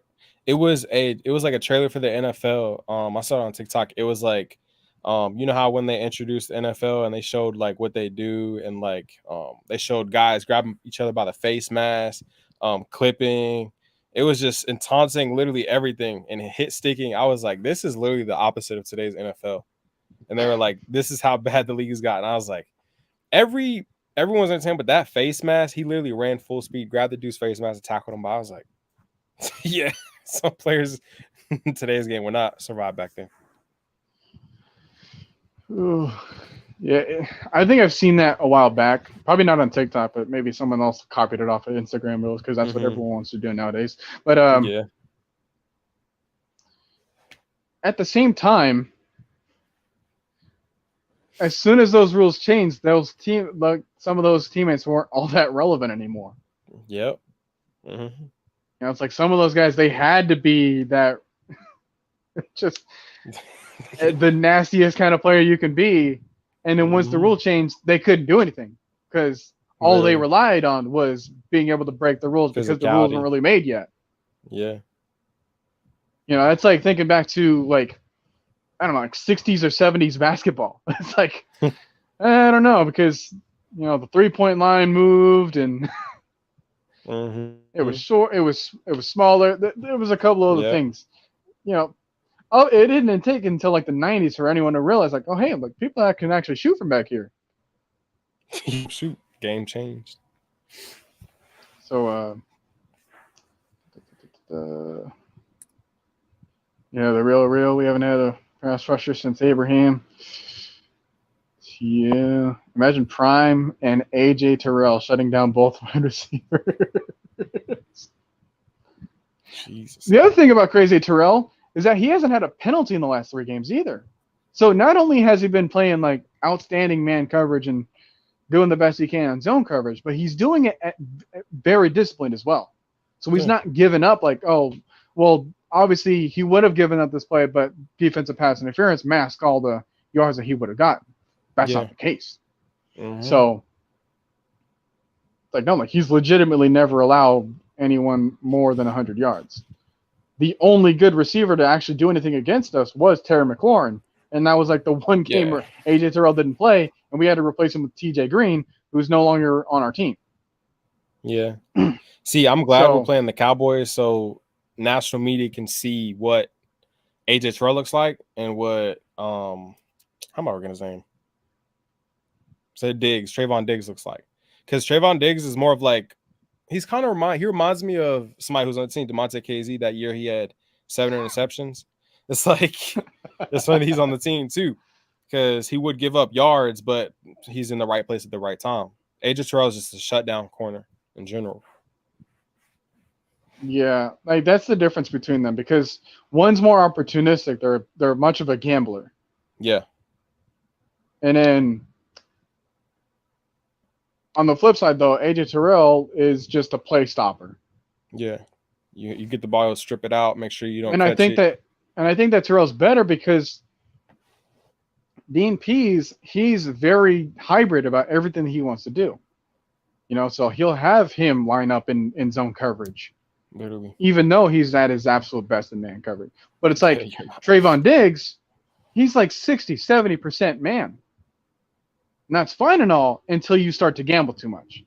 Yep. And then you realize, like, oh, wait, I have freaking Keanu Neal and DeMonte KZ as my safeties, which means that I have no safety help. Yep.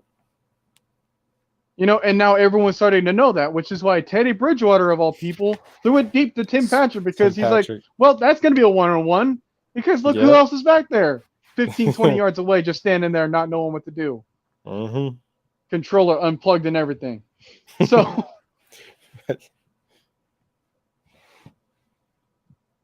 I'm saying Kyle Shanahan good with passing to set up run. That's why we went to the Super Bowl. Yeah, it's like this was a bonus question that I was thinking about asking, but we ran out of time. And that's so I'm just going to say the answer. Do you realize that Matt Ryan,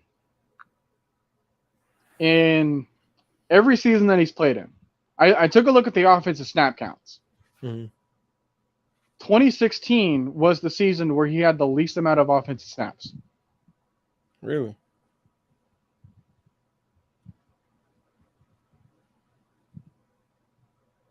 Every other season had like 30 or 40 more plays than 2016. So that means that not only were we one of the highest scoring offenses of all time, but we were also, PFF can actually back me up on this too. We were literally the most efficient offense since 2006. That's including the 07 Patriots. That's including the 2013 Broncos. That's including the 2011 Saints and Packers. Dang. And that's including the 2018 relates, Rams or whatever. Dang. And that relates to the question you asked. When you asked, do you see other offenses do something? I said Vic for running back. Yeah, I saw Lamar Jackson. Yeah, that's how I do it. Get two birds with one stone. Do the old Felipe Franks method. Oh my gosh. But when you asked, do you see other offenses do something that you want the Falcons to do scheme-wise? My mind, even though I don't like him, was Kyle Shanahan. And he makes any running back, and, I know his O-line is okay, but it seems that no matter who he has, the running game is very efficient, And, I mean, it doesn't make any sense because he doesn't know how to clock manage and manage a game when he's up. So I think it does cancel out. Yeah, because when you said, like, oh, hey, he can make any running back look good, I was like, well, what about Trey Sermon? Yeah. Is he injured or are they just not playing him? They're not playing him. As a matter of fact, they'd rather play a running back that's hurt. Yeah, I saw. Over him, who's perfectly healthy. Weird. That's odd. Trey Lance isn't hurt either. Really? I thought he had an injured finger. He hasn't seen the field in over a month. Oh, yeah, he should be. That's what you said. Kyle Shanahan is a stubborn coach. Better. Like, no. Yeah, he's a stubborn coach. Very egocentric. Interesting how Pruitt's saying that we need a vet corner. I think in terms of in the building, because I know that Fabian Moreau is the older cornerback, but in the building, A.J. Terrell is our veteran quarterback. Yeah, that's crazy. And he's a second year in the league. So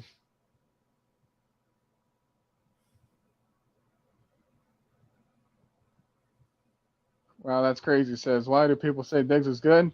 Because he gets all the interceptions. Yeah, the media hypes him up. Casey sucks at the corner. Casey sucks, period. When they put him at slot, I was like, what are you doing? Yeah, Diggs is because of the sticker on the side of his helmet. Yep. Every time. Tyner? How's that spelled? What's that say? Tigner? You're gonna have to help us out with that one. But we don't know how the game is gonna go. But as I mentioned before, though, like we can take a look at what happened in the past and try to see, hey, can we replicate that? Yeah, that definitely did have help in 2016. It was saying, yeah, I mean, there's definitely been a big number of there's kind of been quite the long list of coaches that were better coordinators than they were coaches. Dan Quinn. Another example would be, let's see. Are we thinking Norv Turner for the Chargers? Yeah. He was pretty good on offense, but give him the reins now. Vic Fangio, definitely a lot better as a coordinator. Wade Phillips, a lot better as a coordinator. And then there was some that were like, they were only good because of like the talent that they had to begin with. And I feel like I should probably take back that statement because of who I'm going to bring up, but Mike Smith. Mike Smith. I've said this before. The only reason as to why Mike Smith has that high winning percentage that he does is because Matt Ryan had all those comebacks in those seasons. Yeah. Take those out. He doesn't have a single winning record. And then he went over to Tampa and then had one of the worst defenses there. Oh yeah, that one was. So, but yeah, I mean, our potential is a lot better right now than like we haven't a even lot of people played to our think. potential yet. Yeah, I do have to ask you though. So Okay. let's say we win tomorrow, and I had a dream about it. I'm just gonna say, okay, we win 34-31. It's a shootout. Both defenses are a little in, but we win 34-31. And Write we're that down, guys. 5-4. Yeah, exactly. Yeah.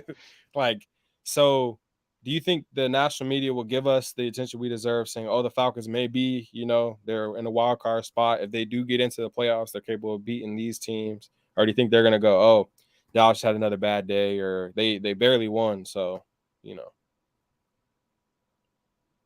like, what do you I think do think national it's media thinks? about, I do think it's about like the margin.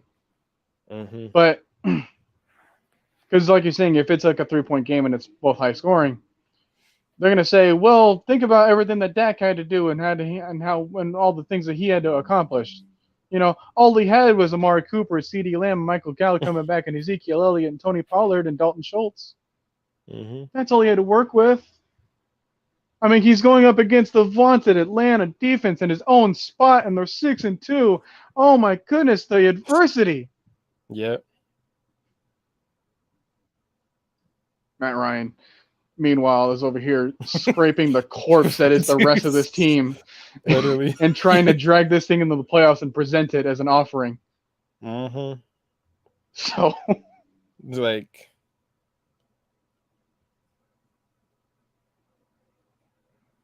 yeah, Mike Mularkey, he was our first offensive coordinator. Or at least under Matt Ryan. mm-hmm. Malarkey.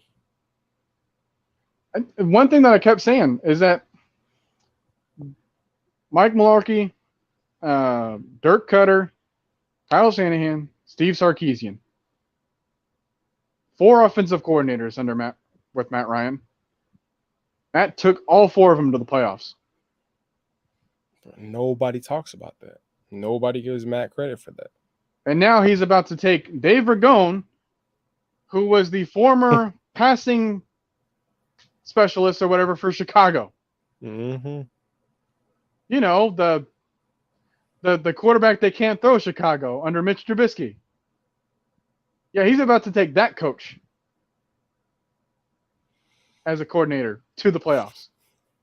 At least he can. He's got an opportunity to. Yeah, it's mind-boggling the fact that nobody even considers that when they talk about Matt Ryan being good or not. But so, okay, so we got a question here. Who do you think the Cowboys will put on Kyle Pitts? probably bracket coverage with Keanu Neal, maybe. No, we know how that's gonna go. I'm talking about what Dan Quinn would do. He would put Keanu Neal on like the tight ends on my own. Oh, jeez, I would love that so much. And they play a lot of man, so maybe Pitts may take a seam route to the end zone. Oh my gosh. Oh, that would be that would be hilarious.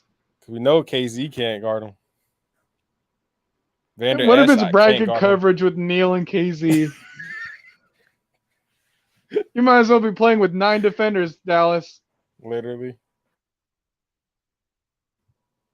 I don't think you can't put, and they play a lot of man defense. I don't think you could man Kyle Pitts up with one person. Matt Ryan's gonna kill that all day. Same thing with the only thing that I can say as to what would help someone on the defense is, like I said, like Kyle Pitts, he's still learning how to run routes. Yep. For what it's worth. Mm-hmm. Now, I know what you're saying. Well, all he's got to do is just go.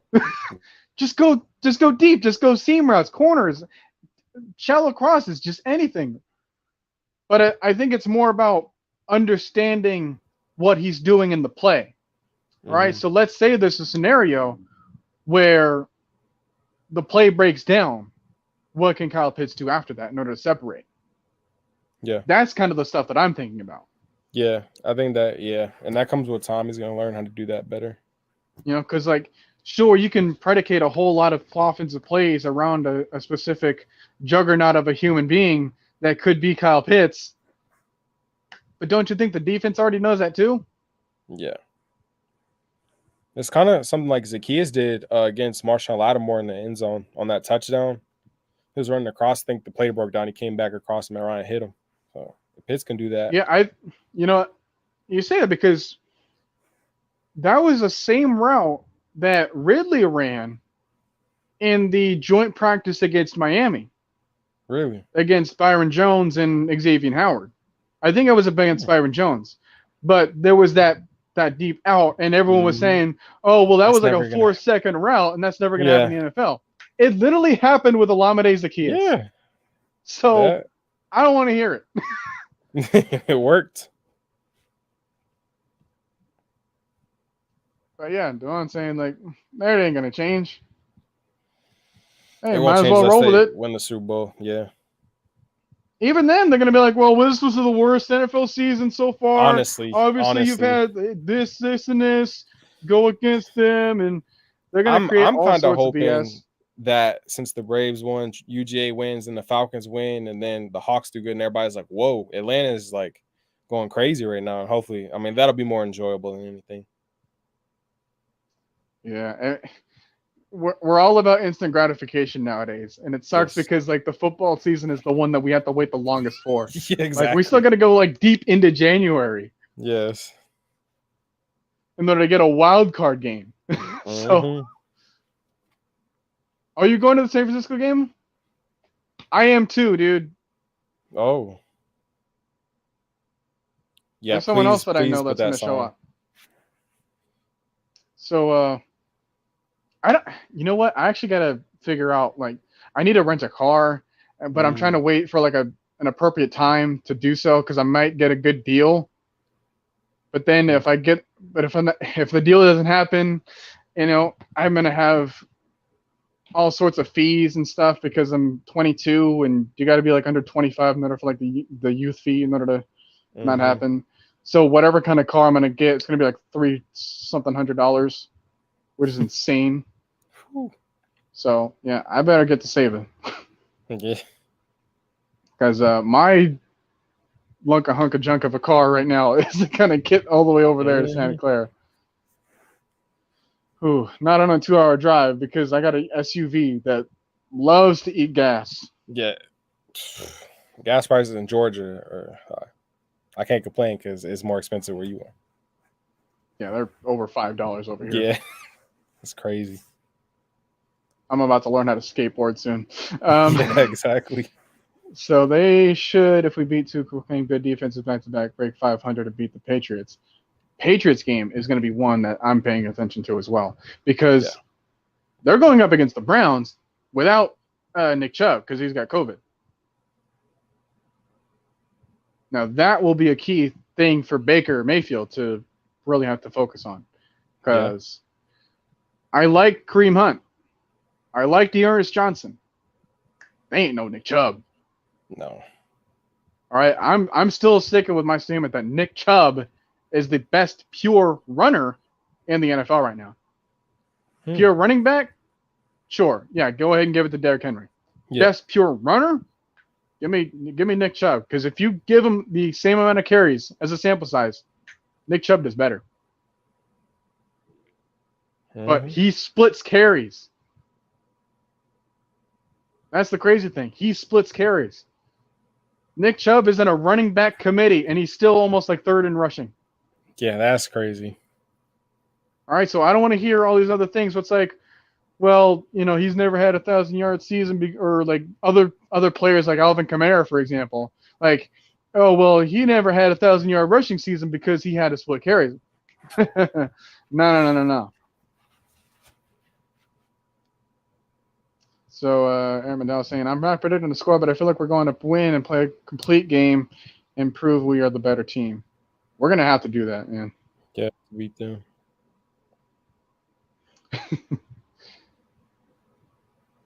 96 Falcons. If that's the score, I swear to God. Yeah, if that's – this is the Jags and Bills again. Like, that was a hard game to watch. I was like, oh, my goodness.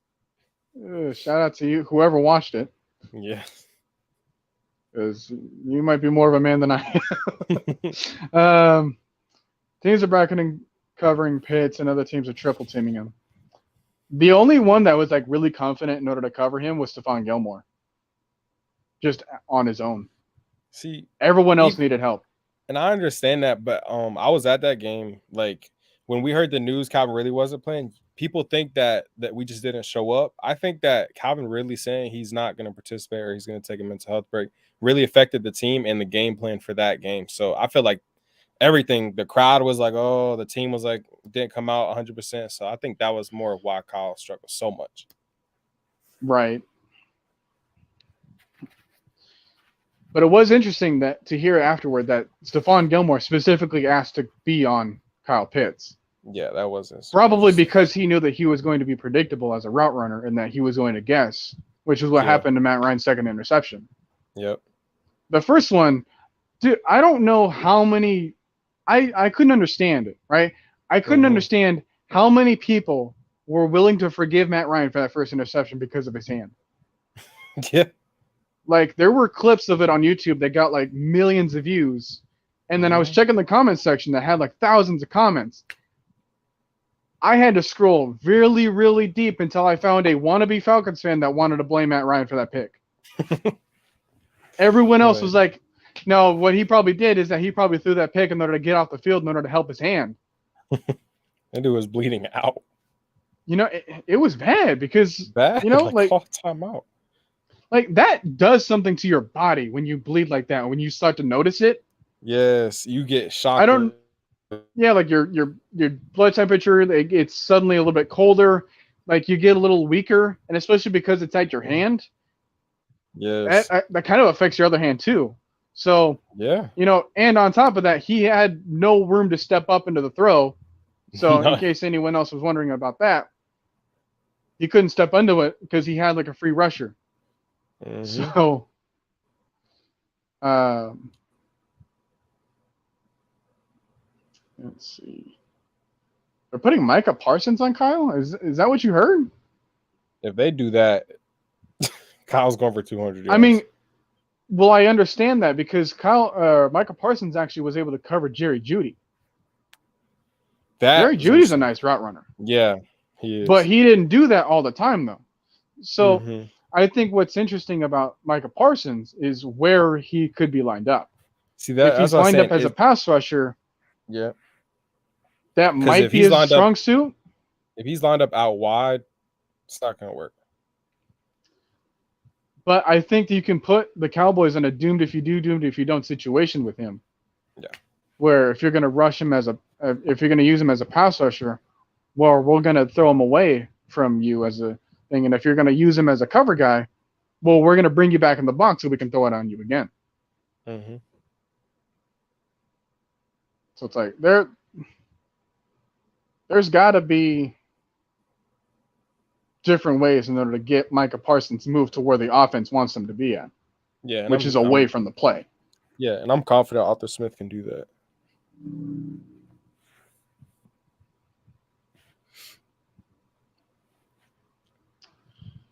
Yeah, so anyone else? Let's see. Yeah, Pitt's awareness is the only question for me. He waits too long to look for the ball.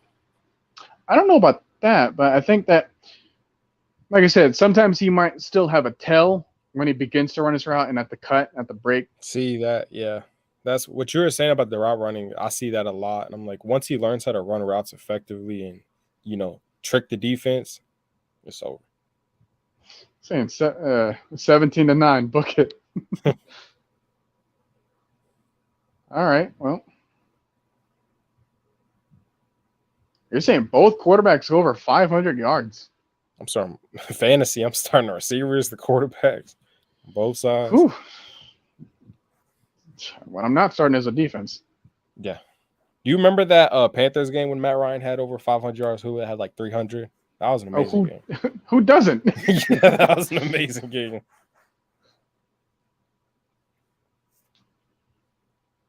All right, good to know. All right, so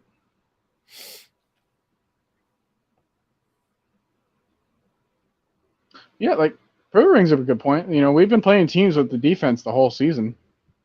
And I wouldn't even exclude the Giants because the Giants was able to upset the Raiders Yeah, using their defense. yeah.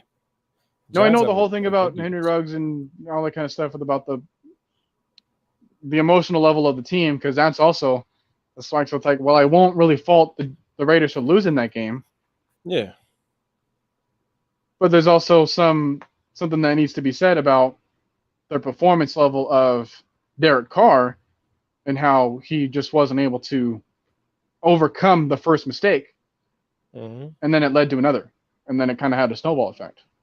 Yep.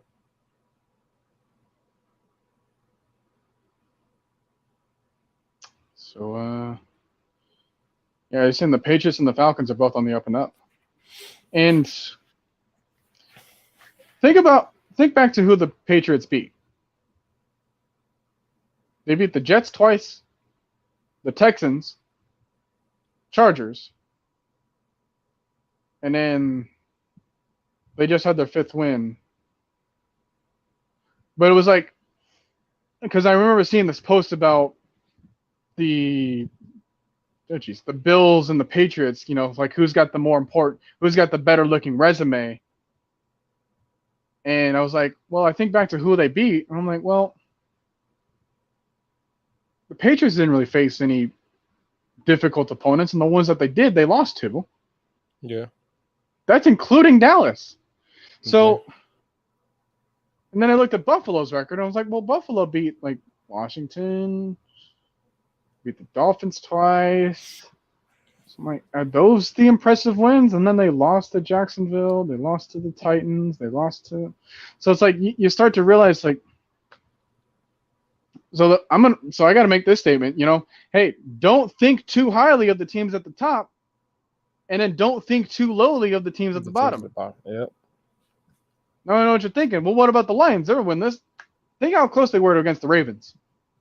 Yeah. It took a record-breaking field goal in order to beat them. You know, and I mentioned about who we beat. You know, Giants, Jets, Dolphins, but Saints. That's a pretty good opponent at their own spot. Yeah. You know, a team that no one was really giving us a chance to win. So the Saints killed me with, oh, you beat our backup quarterback, Simeon. I'm like, Winston is not Tom Brady. Like, you're not missing much. Well, not only that, but they had no excuse for the defense. None. You know, Cam Jordan was there. Demario Davis was there. Marshawn Lattimore was there. Marcus Williams was there. Malcolm Jenkins was there. Everyone that you needed in order to beat us was there. Mm-hmm. Had no answer for that, didn't you? I'd love for Matt Ryan to win back-to-back NFC Offensive Player of the Weeks. Just to add to his trophy room, man. And nobody still won't give him credit. Yeah, let's talk about how Matt Ryan was slept on in 2018, where he repeated similar numbers as MVP campaign. The only thing that really held him back was Patrick Mahomes just going God mode in his first year, and then he's never really been the same since. You see how Mahomes' numbers have been decreasing ever since? Mm-hmm. Like I said, he got figured out because, well, what did I mention a while ago? They never really kept up with the ground game. Yep. Even though they drafted Clyde Edwards-Helaire, they're like, well, we got him because Mahomes wanted him. And that's it. Oh, you wanted to use him? Oh, well. Like, oh, we don't know how to do that. How do we do that again? Mm-hmm.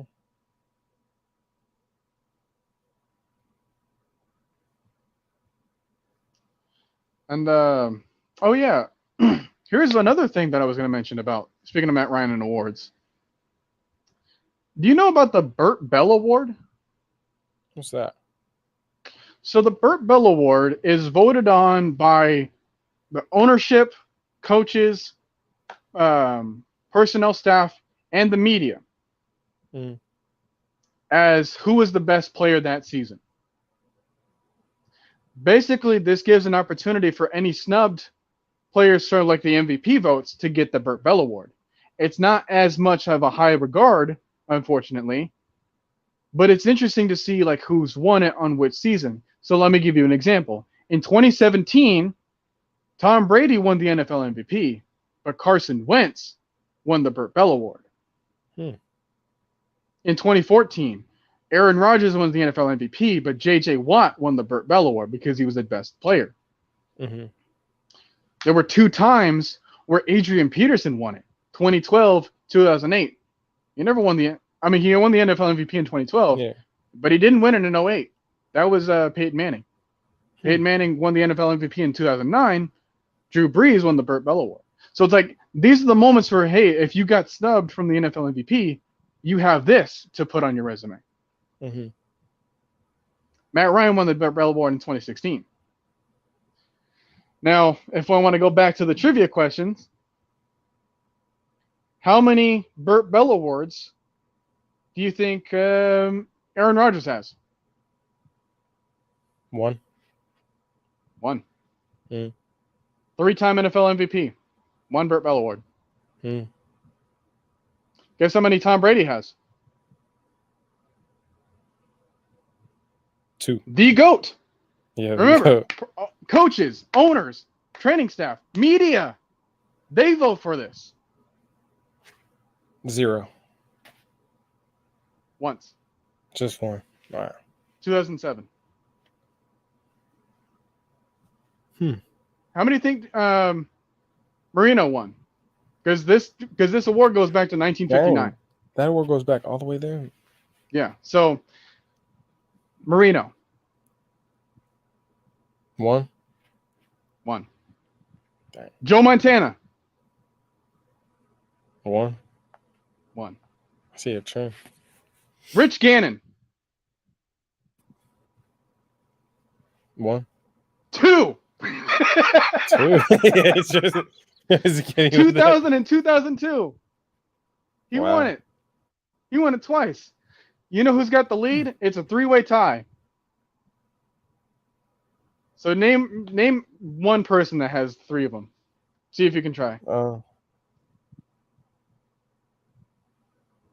Aaron Donald? He has 0. Wow. The lead.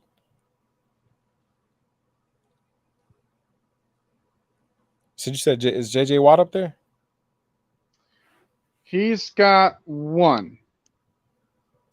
That was the only one that I mentioned. I don't think I'm going to get it. I think I'm naming like defensive players. Well, don't think too much about defensive players because they don't really win it. Yeah.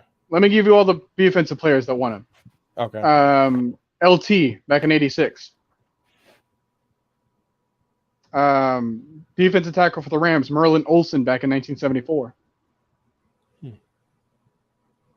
There was another pass rusher, but like it's interesting who won the award, but also who didn't win the award. You know, like John Elway never won the award. Wow. Reggie White never won the award, even though pass rushers have won them. Jerry Rice has won. Do you know what you got to do to earn that trophy as a wide receiver? Yeah. He's the only wide receiver to ever win that award. Wow. Brett Favre has back-to-back Burt Bell Awards in 96 and 97. Or 95, 96, something like that. Peyton Manning has 3 of them. Johnny Unitas has 3 of them. Randall Cunningham has 3 of them. Really? In 98, 91, 88, I want to say.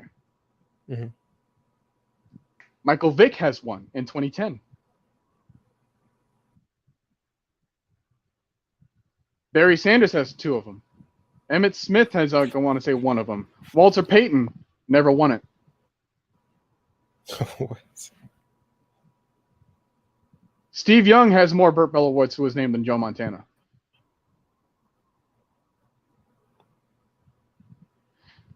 And then, like, obviously we have, like, the unanimous kind of MVP. So it's like Lamar Jackson won it in 2019. Patrick Mahomes won it in 2018. Cam Newton won it in 2015. So those ones kind of ring true. 2020 didn't happen. They didn't vote on it. Really? So, I mean, I'm kind of led to think that it was going to be Aaron Rodgers a second time, but because they didn't give the award away, I can't pin it against anyone.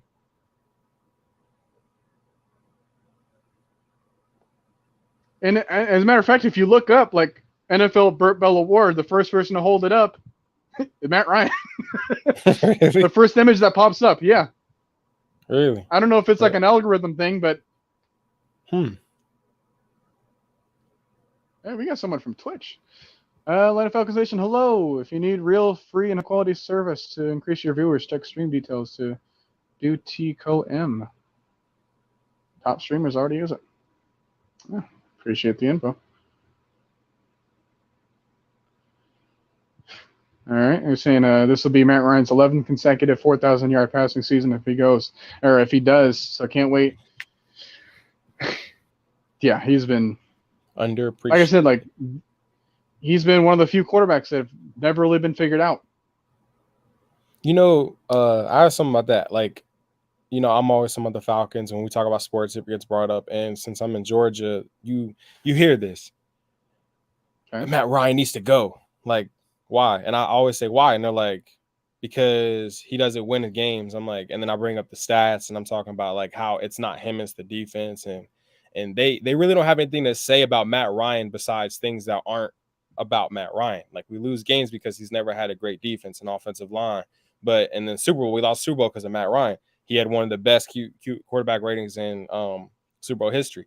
They can't ever say, you know, I know the reason, because he's not like the new style quarterback. He doesn't talk trash. He doesn't have this type of style like Mahomes, Lamar Jackson, you know, Flash. This is really the only reason why. And media will never love Matt Ryan because of that too. Yeah, it's like, heck, I can give you a legitimate reason. Is because he, for a long time, he wasn't actually all that great in the red zone. Really? Yeah, he was subpar, below average sometimes in the red zone. See, and if you bring that up, that's a way better reason than saying he's not good. Like, sometimes he takes a little bit too much untimely sacks. Yep. You could say that. These are great reasons. Sometimes he's a little bit too confident in his ability to throw to like a small window.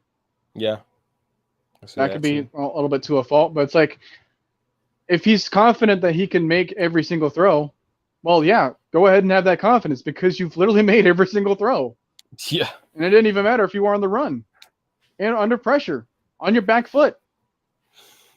People don't understand how hard it is to throw off your back foot. You know, and it's like, oh, well, he doesn't have all the great arm. Well, what he does have is touch and ball placement, and that's what lets him throw those deep passes. He's got anticipation. You know, like I said, like a lot of people early on kind of considered him a gunslinger, just like Brett Favre. But the reason being is that he's a little bit more of a confident gunslinger. He trusts his receivers to a fault, but unlike Favre, Matt Ryan was smart enough to know where the defenders were going and where to place it. Yeah. Whereas Brett Favre was line drives and just bullet passes every single place. Receivers couldn't hit it. And the angle of the ball made it a lot easier for a defender to catch it too. Yep.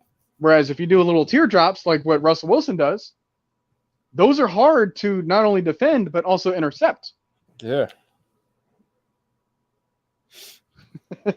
Dan the man with the $2 super chat.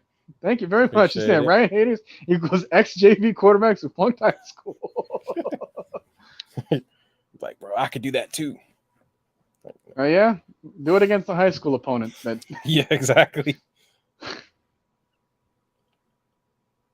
So it's interesting because, like, hey, we as Falcons fans, we could actually give you a reason, and we're not really trying to hide it. See, and if somebody all you have to do is just watch the film. I love it.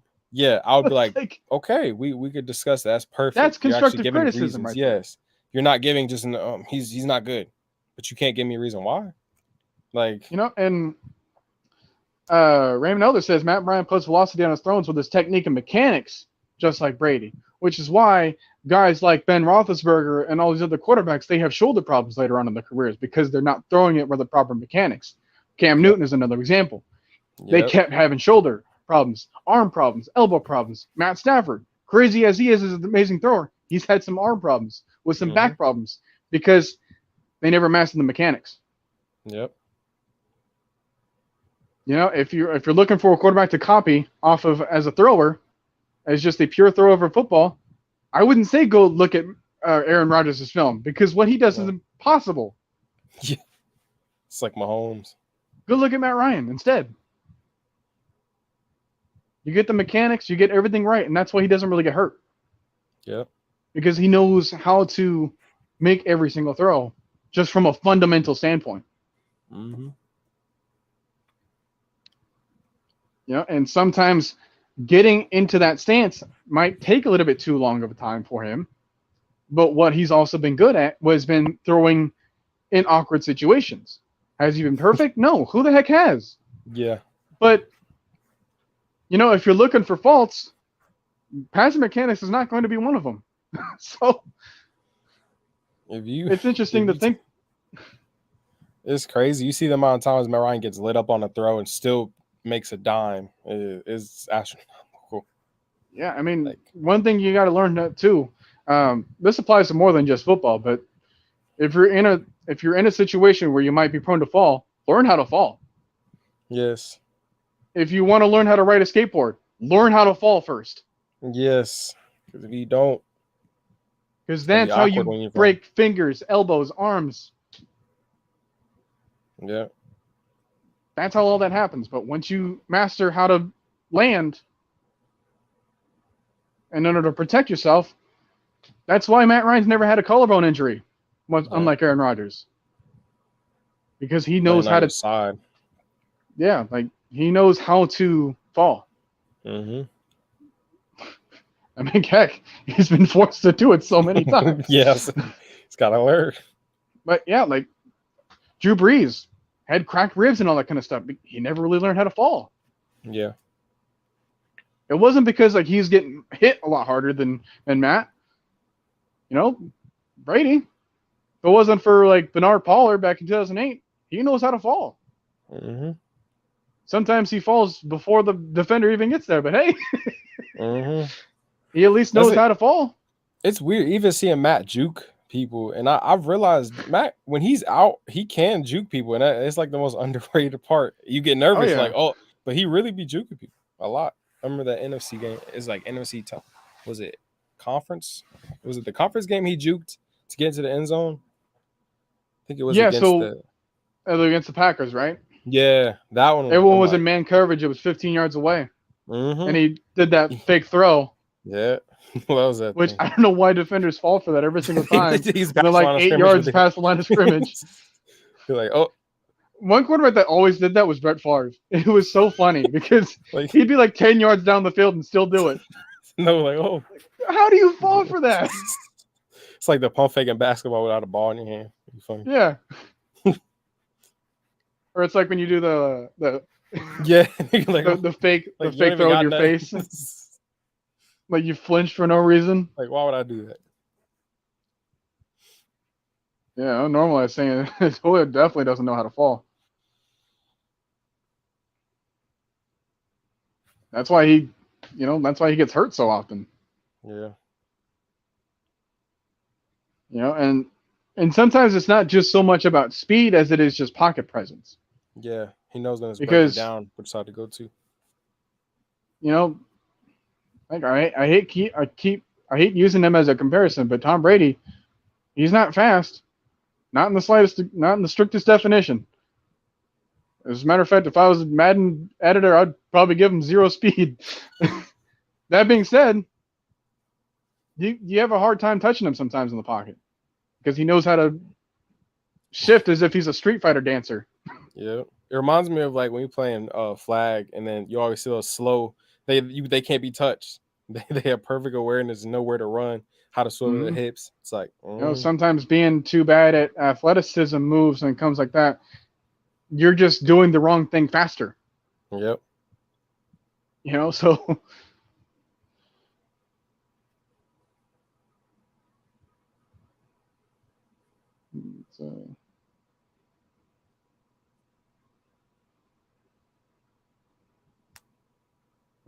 People say Matt Lyon, Ross arm strength. Been going it deep. He's been going it with deep balls this year. Yeah. I didn't see that. I didn't see a lack of arm strength on that throw to Patterson on the sideline in stride. Or to Zacchaeus. Yeah, or to Zacchaeus. Or to Pitts. Even that first throw to Pitts, yeah. There's no. I mean, you don't always have to throw it 70 yards. Or, another example about arm strength, that play before the halftime. The play before halftime, that bullet to Zacchaeus. Oh, yeah. In double coverage, like right at the goal line. That's arm strength. That literally is. You have no idea how hard it is to make that kind of throw. Because especially in like a play action kind of thing and then zip it in there like that. Perfect. Only where he can catch it, because he throw it any higher, it's intercepted. That margin of error is very low. Mm-hmm. So it's not saying that, oh, well, the receiver's 50 yards down the field and I'm going to lead it with my arm because I got the mechanics that help me throw 70 yards down the field, but then he's got to go over here and catch like it's a punt. Yeah. Because sometimes that's what Mahomes does, is that he waits for the receivers to get open. But now they're not open down the field because everyone expects them to throw deep. Yep. And now he's got to do the checkdowns, and now he's doing something he doesn't want to do. He's used to playing the hero ball, just chucking it down deep because that's what got him drafted. Yep. But it's like Madden with a bazooka. You got to anticipate your receiver being open instead, because your defender can't account for that. Yep. You can't treat it as if the defender knows exactly what you're doing. That's what Matt doesn't do. Mm-hmm. So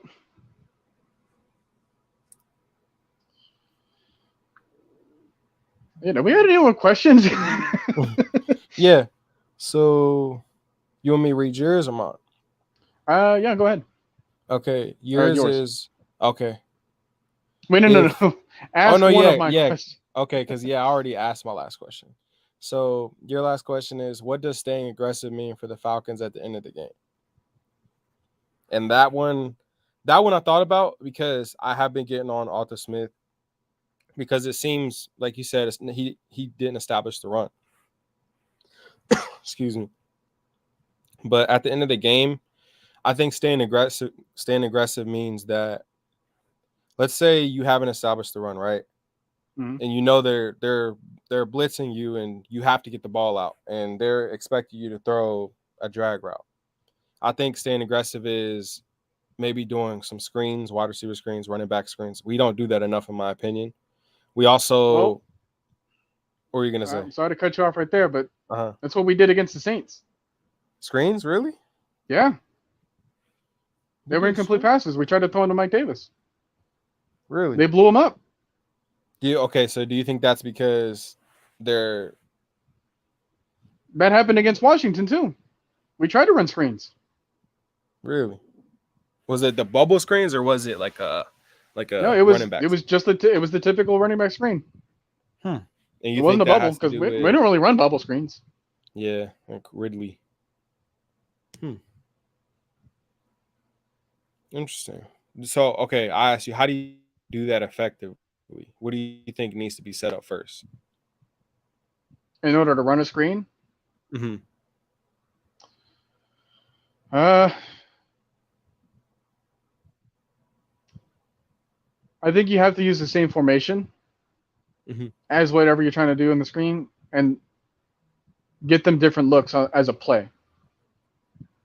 So maybe you line up in a certain formation, motion to receiver, maybe do a run play first, and then maybe do like a play action play first, and then later on you run in that same formation later on in the game, sets you up. Okay, well now they know the personnel to line up in, and now we know how to target them. Because at the end of the day, this is still kind of like a chess match. So once you set up your opponent to do something that you want them to do, you can exploit that. Because now you're 3 steps ahead instead of 1. Okay, that makes a lot of sense. So when you run in a certain formation, give them the same look, but then run different plays out of it, and then you do something slightly different to one person, and then you run the screen, and then you start to do a little bit more things. I think that's just me talking, but that makes sense to me, right? Yeah. See, okay, so to answer that question, all right, now I got to. I think Arthur Smith, like someone said in the comments, that he tries to run the ball. He said he hasn't established the run, so that goes with another question: why did you do something that didn't work? I think he should do what's working, and I know it becomes predictable, but at the same time, have they stopped it? You know, like have they stopped? You know, Kyle Pitts taking a safety and a linebacker, and then someone underneath, you know, catching that. You know, have they stopped the deep routes of Cordell Patterson? Like, I think he should do stuff that earlier in the game, or that he will do on like a game-winning drive. And again, that first drive where they scored the touchdown, that was the 24-13. We were throwing deeper passes to Pitts. Yeah, they weren't completed. So that's kind of like the risk there as well. So it's like when you go to something that works, you run the risk of them learning it once, the first time. Like they know the mistake. And that's why I was like, oh my gosh, that's such a bold statement to go back to the very first play of the first quarter, like the third play in the game, in order to use that at the end of the game in order to save them.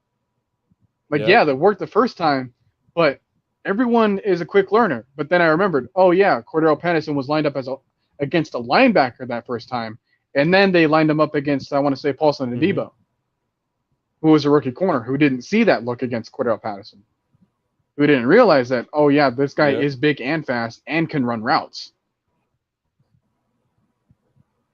So that's bold, but I think that worked there because you had someone else lining up there in that spot rather than the person that saw it before.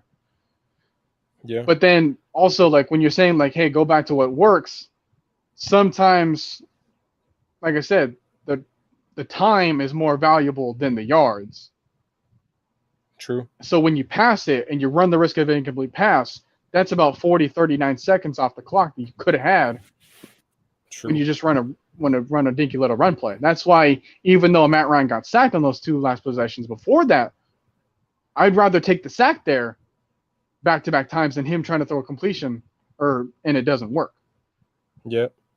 Because those two sacks, they took off like a minute off the clock.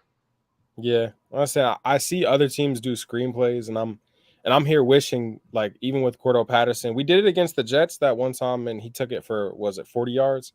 Like, I wish we could run screens effectively and run them at the proper times. I think it was against the Giants. Yeah, okay, yeah, against the Giants. I think it would be, like, that would be a great thing to add into this offense.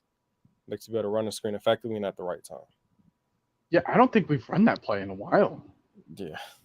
That sounds like, I don't know. Hey, maybe break it out now. Hey. Line up Cordell Patterson against Anthony Brown.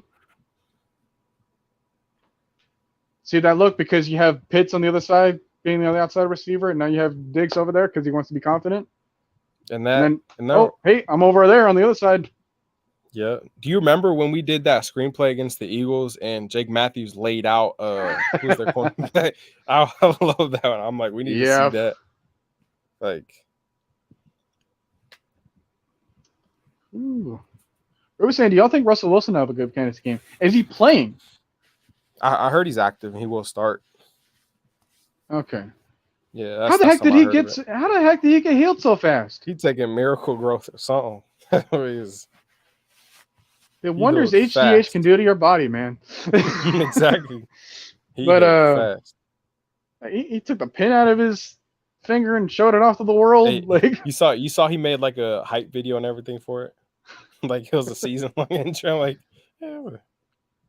Dude, you're not gonna win comeback player of the year. Yeah, I was like, he's trying to. He's like, I was out 5 games, but I'm gonna come out. So, but yeah, Brandon Kahuna mentioned it as well. Like, time is more important than the amount of yards that you pick up. And I know that we went 3 and out, but we still took a lot of time off. Like I said, that took like a minute and 20 off the clock. Mm-hmm. That was more time than what we had. Yep. And matter of fact, that's a great point now to think about it, because what I was thinking about staying aggressive is what Kyle Shanahan did in the Super Bowl, and that's the wrong way. I think a mixture of both. of staying aggressive like that and trying to take time off the clock is the perfect mixture for that. I was just thinking about that drive too because Devontae Freeman had that or that dump off. No one was there in the vicinity. Had all those yards. 2nd and 9. Throw the big old pass to Julio. Guess what? We ran out of yards. Yep. To the point where we were too predictable for the defense to stop us. Yep. Call me crazy, but did that Devontae Freeman screen hurt us? It could have. I think. What if we did a little bit more dinking and dunking down the field, chopped off a little bit more? Yep. Again, like I said, one drive. Time is more important than yards. Yep. Because we had all the yards that we did. Then we ran out of time. Mm-hmm. I was gonna say the Todd Gurley thing too. You can score too quickly, and even if, like, let's say we're to score, you give them that opportunity. You know. I don't know why you just kneel it. Just kneel it. Like, even against the Saints, it's the same effectiveness of the play. It is like you're running. You want to get in the middle. I understand. You know. And can't you do that? But then just kneel it and then just shift over here as your quarterback. I've seen people. I don't. Again, like, because it happened in the Chargers Browns game. Mm-hmm. The Browns forced Austin Eckler into the end zone when they were like on the 1 yard line. Yeah. It was like, no, go ahead and go and score. That way we can have the ball back. Mm-hmm. You know, I think back to the 2011 Giants-Patriots Super Bowl where Ahmad Bradshaw, he didn't want to score. That's why he actually fell backwards in the end zone. It's like, oh, geez, I gave him too much time. Yeah. It's like, why don't you just kneel it? That's it. Or, like, even, like I said, a QB sneak to a certain direction where you want the kicker to kick. Like, I don't even know about a QB sneak at this point. Because I've questioned about that. I've questioned the existence of that play for so long. It's like, why is it being used? It's one of the dumbest plays. It's like the onside kick of football. It doesn't look like football. It doesn't. You know, it's like it's a 4th and 1. You have so many plays in your playbook as an offense in order to get at least 1 yard. And you go for the play that gets you at most a yard. Yeah, what? Makes sense. And you put your most valuable player on your offense in the scrum. That's your offensive game plan. I do have to ask. What would you have a QB sneak against the Saints on that 4th and 1, rather than what was it, a handoff? It was like a handoff, and they saw that was one of the only plays you could do. I'd rather do a play action dump off. Well, if you remember that play specifically, Matt Hennessy got blown up. So it didn't even matter if it was a quarterback sneak. True, he did. You're not going over there too. So I think in that situation, 4th and 1, I say you just throw a quick screen pass. Yeah. Or even maybe I know we don't really have much success, but inside zone maybe, or a fake inside zone. Matt Ryan doesn't run RPO, so that won't work. At that point, did that one time. Yeah, had some pretty good success with it, but I think you run a screen. I think you run a screen there. Think so? And then you force. Yeah, because everybody's coming.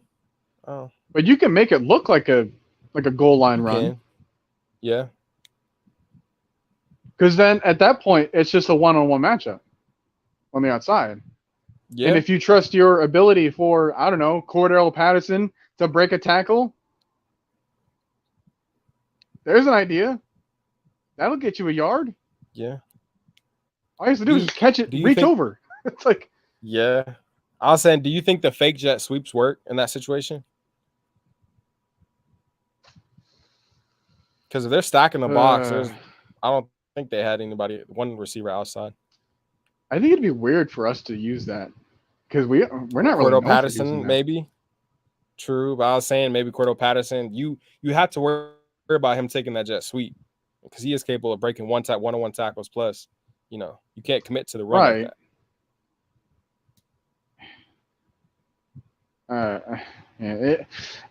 It would be interesting to add. Why is that the tough question for me? Like Exactly. Maybe because we ran it so much with was the Alabama coach? I keep forgetting his name. Nick Saban? The one that the offensive coordinator that used to for the Falcons. Sarkisian? Yeah. So he used to run that on the goal line. It used to get on our nerves so bad because it never worked. I remember that 2017 game against the Patriots. He did that on 4th and goal with Taylor Gabriel. Yeah. On the 1 yard line. What are you doing? We went 5 wide out, had no running back behind Matt Ryan. And we ran a goal line sweep at the time where, I don't know, they had a pretty good pass rush. Yeah, pretty good. Like, and we didn't have a good play. Like at that point, because if I remember the lineup correctly, they only had 4 linemen. Yeah. That would be the perfect time for a sneak. Like, come on. Yeah. I'm glad you're enjoying it. Shouts out to all of you if you're enjoying it, because I like this format as well. Maybe the trivia thing could be a little bit more of like a semi-weekly kind of thing, but yeah, we have more to talk about. I don't know. Yeah, because doing that for an hour is going to take a lot of time, and that's going to be a little bit difficult to like listen back to. Yeah. Because I know that there's some people like myself that listen back to this, they just have it in their ear instead of like watching it all the time. Mm-hmm. You know, because sometimes I'll be like at work and they start it, and I'm like, well, I'm just going to have you in my ear. So. Yeah. Yeah, I mean, one of your questions was about Darby. Darby being. But okay, so I know that I said that we kind of asked it, but I didn't really like officially answer it. So like your question was, how come we haven't seen more of players like Darby, like Gallman, like Michael Walker? You mentioned those one. I'm gonna throw another one: Richie Grant, Taquan Graham, guys like that. I think that they're a bit too young in the system. Sometimes their potential, it's there. They just haven't perfected how to tap into it yet. Makes sense. And then once we get their confidence levels on the practice field and get them reps going, of course we're going to see them on the field. Who the heck was expecting James Rodgers and Anthony Rush to be on the field? Yeah. I didn't hear from them like at all. I didn't know we signed Rodgers. When I saw him strip sack, that was amazing. Yeah, to me he looked like an Everson Griffin type of player. Literally, yeah. With how big he was, yeah, like, that was surprising to me. Rush, when I saw him, I'm like, who is that? It's like, that man is ginormous. Yeah, like, hey, I have a big screen TV. And you were like 80% of it, dude. Like, can you like chill out? Literally. Is the camera zoomed in? It's not? What? The jersey didn't even fit him. I think they need to get a bigger jersey for him. That thing was tiny on him. Looking like Vita Vea. I'm struggling over here to take literally. Can't get it out. Did you see that comment where Dean P said he hasn't even used, what was it? He said 30% is his defense or something like that. Yeah, it was funny because this is like an old meme, but you remember like the Shaggy from Scooby-Doo, like I'm not even using 1% of my power type of meme? Yeah. That's what that reminded me of. It did. It's like I'm not even using 30%. I'm barely using 25% of the playbook. I'm only using 1% of my power. Imagine when we use 100. Yeah. I was like, hey, stay here. Let's get this 100%. We can get it. I kind of think like Arthur your son's Smith is here doing too. the same thing as well. Yeah. Because I don't think I remember him a couple weeks ago. Like you talked about the receiver. I remember he said a couple weeks ago in one of his press conferences that he and Matt Ryan have like a 70% chemistry already. It's still not 100. Yeah. Imagine like 100. They haven't even had 10 games together, guys. Of course they're going to get better. And then just From think, game like, one we're to going to now, improve it's in the humongous draft. difference. We're going to have a little bit more money. Terry Fontenot has like an off season of himself where he doesn't have to worry about whatever kind of shenanigans that Thomas Dimitrov tried to pull. Yep. He knows how to finagle some money. He And you knows saw how to what he did restructure with contracts, one. give certain people extensions. And we're Yep. still signing players and dropping players left and right during the week. So it's like he's not just sitting back and be like, oh, hey, like, here's my week 1 team. It's going to be the same as my week 17 team. Oh, Yep. no.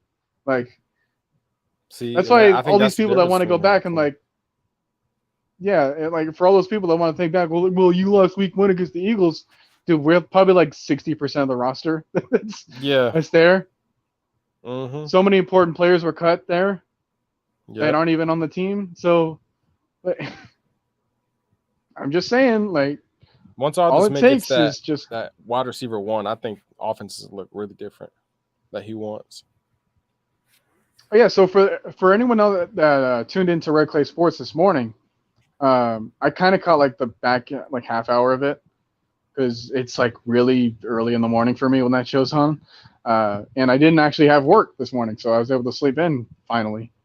But they were saying how there's a way to extend like Matt Ryan, Grady Jarrett, Deion Jones, and that can free up potentially $30 million of cap. And last time I checked, Devontae Adams needed a place to go to after he left Green Bay. Just a thought, right? Or we can trade for someone else. Like, we don't need like the number 1 guy. Yeah. Heck, Matt Ryan's throw 2 touchdown passes to Olamide Zaccheaus. Is he starting on anyone else's team? No, but he's starting on ours. Yep. You know, it just kills me to know that like there's still people that are like, well, Trevor Lawrence is doing bad because he hasn't all these weapons. Oh, boo-hoo. Trevor Lawrence has DJ Chark. That guy. You know, he's got James Robinson. He's got Marvin Jones. He's got Laviska Shenault. Oh, boo-hoo. Even right? was a good receiver. Yeah. Mm-hmm. And I thought that he was pretty talented on the ground game as his own, as a scrambling quarterback, right? Yeah. So I don't want to hear that for any excuses that him, like, oh, that he doesn't have anyone to throw to. Dude, like, if you're that good, you got to make do with what you have. If you're that good, as a number 1 draft pick, do you think that the best player on that draft class needs all the help he can get? Mm-hmm. Shouldn't you be the one to overcome the talent? Isn't that why you're on the bad team? Yeah, exactly. To save that team? You're going to have to. So, come on, dude. I'm saying DJ Chark, Allen Robinson, both. Like, I think DJ in this offense would be DJ as I think Allen Robinson, is he? Did they franchise tag? If someone wants to do us a favor and look up if or what notable wide receivers on the last year of their contract. I know DJ Chark is. I mean, I said the Falcons could pick him up. He's young. I think he's only 24. That'd be awesome. Yeah. Him in this offense, 6'4". I think he's 6'4". He ran like a 4.5. That would be amazing.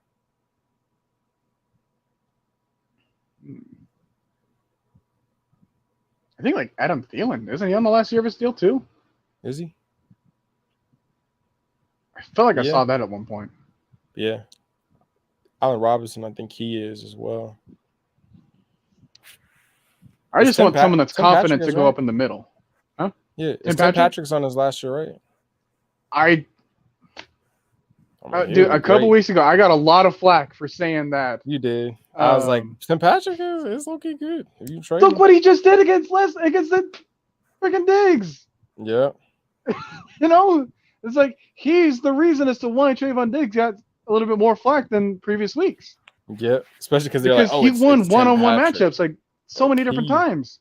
He's got the speed, he's got the length, he's got the body frame that we could use. He's not afraid to go up in the middle. I think he's only He's 26. cheaper. He's a little bit older. So he's like 29, but that only means that Is he he's not going to 29? ask for as much. He's not going to ask for that much money. He won't.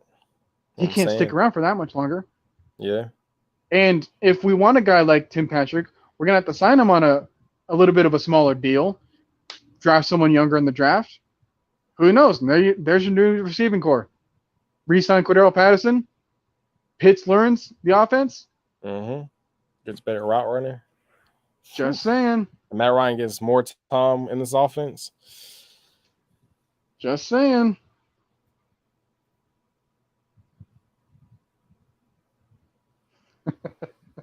Everyone's trying to give me oh, there's a Matt Ryan here. Yeah. Ooh. All the Matt Ryan haters quiet. So you were saying Prue was saying Cortland Sutton. I think they might be a little bit too attached to him. Yeah. I think what Denver wants to keep is Cortland Sutton and Jared Jeudy. And even then, Cortland Sutton has a bit of an injury problem. Don't they have that fast receiver? What's KJ Hamler? Yeah. He tore his ACL. Yeah. Yeah. They're receiving core. Yeah, they're pretty deep. Kendall Hinton had a big play against Dallas. The emergency quarterback. So, again, like all it takes is for guys to know the playbook, and once that happens, that's where you can start to see. And dude, we didn't even talk about the guys that are behind the people that we already have, like Darby, that everyone wants to see. I want to see him too. It's like he gets another year in the playbook. He could be on the field. Yeah. And who knows? We may not even need a number one corner or wide receiver. We can make him into one. Be it. You never know. He is a deep threat. It doesn't matter that he's a 6th-round draft pick. So was Stephon Diggs. Yeah, so was Antonio Brown. Yeah. Adam Thielen wasn't even drafted. You can find wide receivers, gems. Was Cooper Kupp a high draft pick? I don't think so. No. I'm just saying. Juju. He's on his last year, I think. Wait, did they? I think he got signed, man. Oh no, because Steelers fans are talking about letting him go since he's always hurt and stuff like that. Well, then maybe that's the kicker there. Yeah. Maybe we don't want to sign him because he's always hurt. Yeah. So. I think there's a lot of player. people. I think Juju would be okay as a player over here. Yeah. But as a personality, he's gonna get Kyle Pitts to do TikToks. Oh gosh. Kyle Pitts gonna be like, I gotta create a TikTok too. He's gonna be over here. What kills me is all the people that TikTok over the sad stuff and then they dance over it anyways. Yeah, it's funny. I'm like, what? It's hey, my grandpa's in the hospital. What? What are you doing? You get a lot of views too. It's like, oh yeah. Michael Gallup, he might be interesting too because he knows how to work the sideline. I don't know about a number one, but is that just somebody similar to Michael Gallup? It's the Bears. I think they may Justin Fields like him, so I think they will resign him. But he's like Justin Fields' favorite target. Yeah, I think, but they're probably gonna resign him. No, that's his second. Yeah, he's in his second year in the league. Oh, okay. There ain't no way that he's gonna get rid of him. Dang, he's young. But I think what Magnus was saying earlier this morning was Anthony Miller. Yeah, he was a pretty high draft pick. Had familiarity with David Gone. So he wouldn't be too bad of an option. There's a lot of options out there now. I'm confident Fontenot. If he found Patterson with little time, I mean, heck, we're over here praising Anthony Rush. Yeah. Yes, and I mean, he was amazing in New Orleans at finding talent. I have no doubt he could do it. Yeah, and then Arthur Smith, Dean Pease, those guys' minds. Just saying, guys, we Got we're a something lot going. more optimistic about our record than what anyone else wants to give us. Yep. So, but it is past. It is. Jeez, it's late. Sorry, I kept y'all We had a long up so late over here, man. Jeez. I want to wake up on time in order to watch all of the all the Falcons game because that's who's gonna win. Yep. So I think we're gonna have to end it off here. I've been on here for 3 hours and I never brought my water bottle over here, so I am running out of voice to use. But thankfully, I don't have to talk anymore. So. It said, what's the score for tomorrow's game? I said 34. W. Shootout.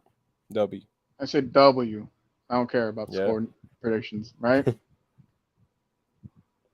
Hey, everyone says, hey, all I want is a win, no matter how we get it. And then we get the wins. And I was like, well, maybe not that way.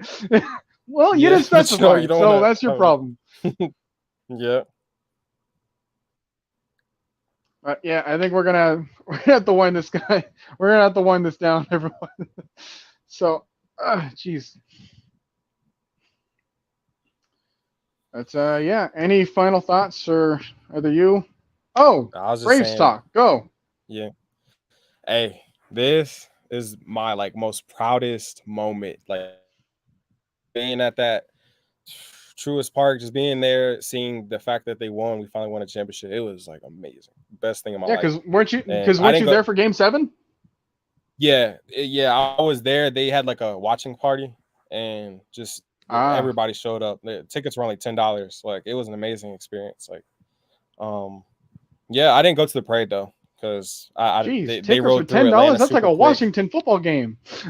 Exactly, and in there you don't have to worry about raw sewage being on you. It was a great experience. Yeah. That I can just imagine what the Falcons would do if they won. How crazy Atlanta would be. That is. Should I pick up Atlanta defense in fantasy? I mean, unless you expect that 6-sack game by Claiborne again. All I'm saying is go ahead and look for the best matchup you can find. If the best matchup happens to be Atlanta and your confidence level is that high, go ahead and do that. But I'm just saying I found the Titans defense on my waiver wire, and I like the chances with Jeffrey Simmons blowing the heck out of whatever the Saints want to do to them. So, just saying. He said that Soler, that home run he hit, it went crazy in there.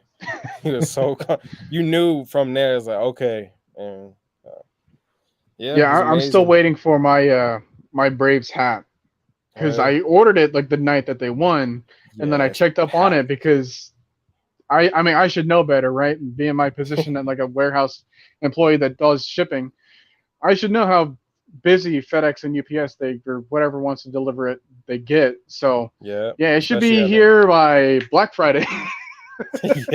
Even though I ordered it on the 2nd. But yeah, that should be on the way for me at least. That way I can hop on and rep for all y'all over there. Yeah. But in the meantime, y'all should go to bed, wake up, grab yourself whatever you want to eat and drink. Enjoy the game. That's right. So, till then, see y'all later. Any final thoughts for all y'all in the chat still? Because there's about 40 of y'all. How'd y'all feel about tonight's stream? This was supposed to be the makeup for Friday Night Madness. That didn't happen, so I made Saturday Night Showdown. Yeah. Everyone, much love to K Styles. Subscribe to his channel too. I mentioned Recondo earlier. Go ahead and subscribe to him. Again, I check every single week. See if you guys are actually following up. So yeah, for him, all you got to do is just type in "Speak Up Falcons." He'll be there. That's his face. It's on it. You should know it. You can't really comment Appreciate it, guys. on there because Really? It's yeah, I don't know why, but your videos they end up in like the YouTube Kids section. Really? Okay. So maybe I gotta that's why check it's up not on getting that. enough traction. Yeah, because see, I'm new to the YouTube thing. I need to. I'm gonna speak with you about that. Maybe edit a cuss word in there, even if you don't want to Yeah, say it, exactly. just to get it off the. It's like, oh, you're out of here. We gotta get you out. And nobody's. Yeah, this ain't for kids. Yeah. I just gotta get on there after a win. I should have did against Saint like right after a win. Like, Yeah, that's fine. yeah. Like, I'm not gonna create a YouTube channel. That's a bit too much yeah. commitment for a schedule. But I'm here for y'all. So. Oh, and guys, stop trying to follow me on social media platforms. That's personal stuff, right? Mhm. Don't worry about that. You're not missing out on any Falcons content. So you ain't got to worry about that. So, all right. Appreciate you guys for checking this out. And good night.